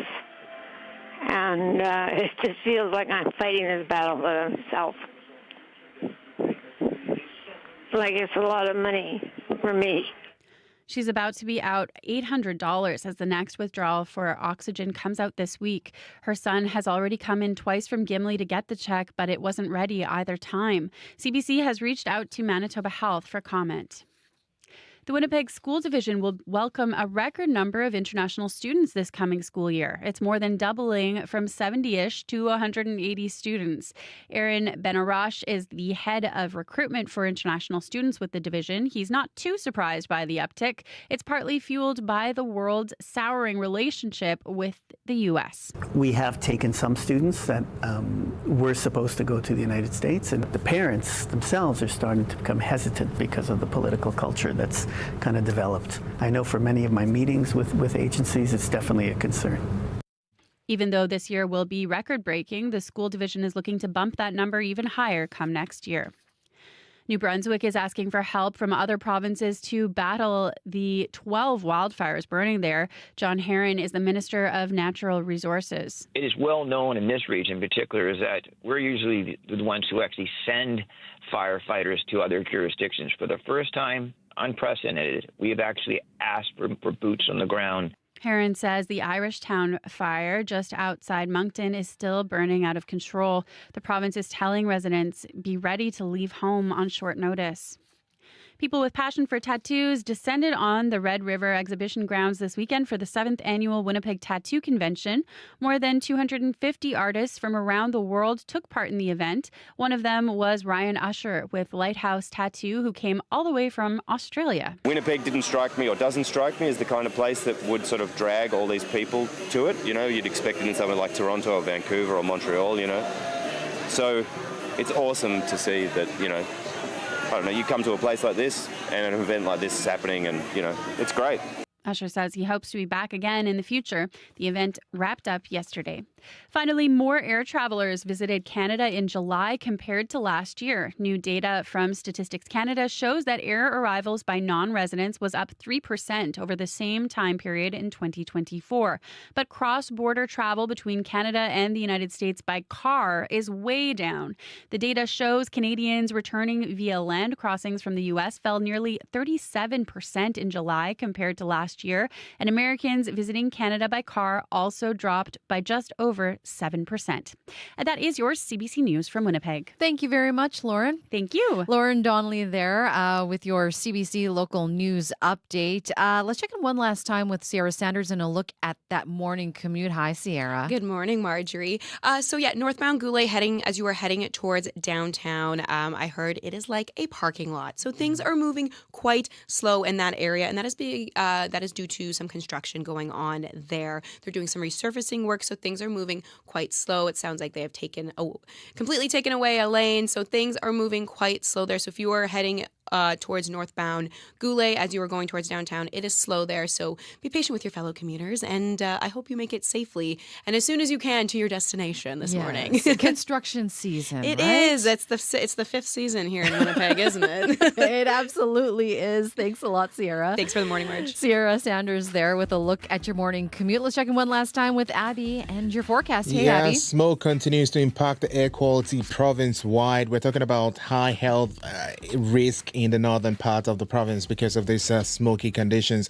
The south seeing temperatures around 20 degrees at this time, warming up to 23, and up north we're seeing 10 to 18 degrees, but it is pretty smoky up there. It's going to be more like smoky skies, showers and storms today across board.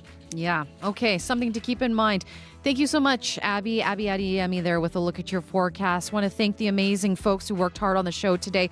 Our associate producers, Marshall Hodgins, Sid Sundak-Horshig, and Corey Funk. Producer, Donna Carrero. Our news department team, Lauren Donnelly, Josh Crabb, Darren Bernhard, and Megan Ketchison. And our live team on the show here today, Abby Adiyemi, Sierra Sanders. Our YouTube producer, Izika Abdelatif. I'm Marjorie Dowhouse in for Marcy Marcusa. Thank you so much for joining us today. Be safe wherever you are. We'll talk to you again tomorrow. And don't forget to tune in to Radio Noon starting at 12 o'clock. The Current is next.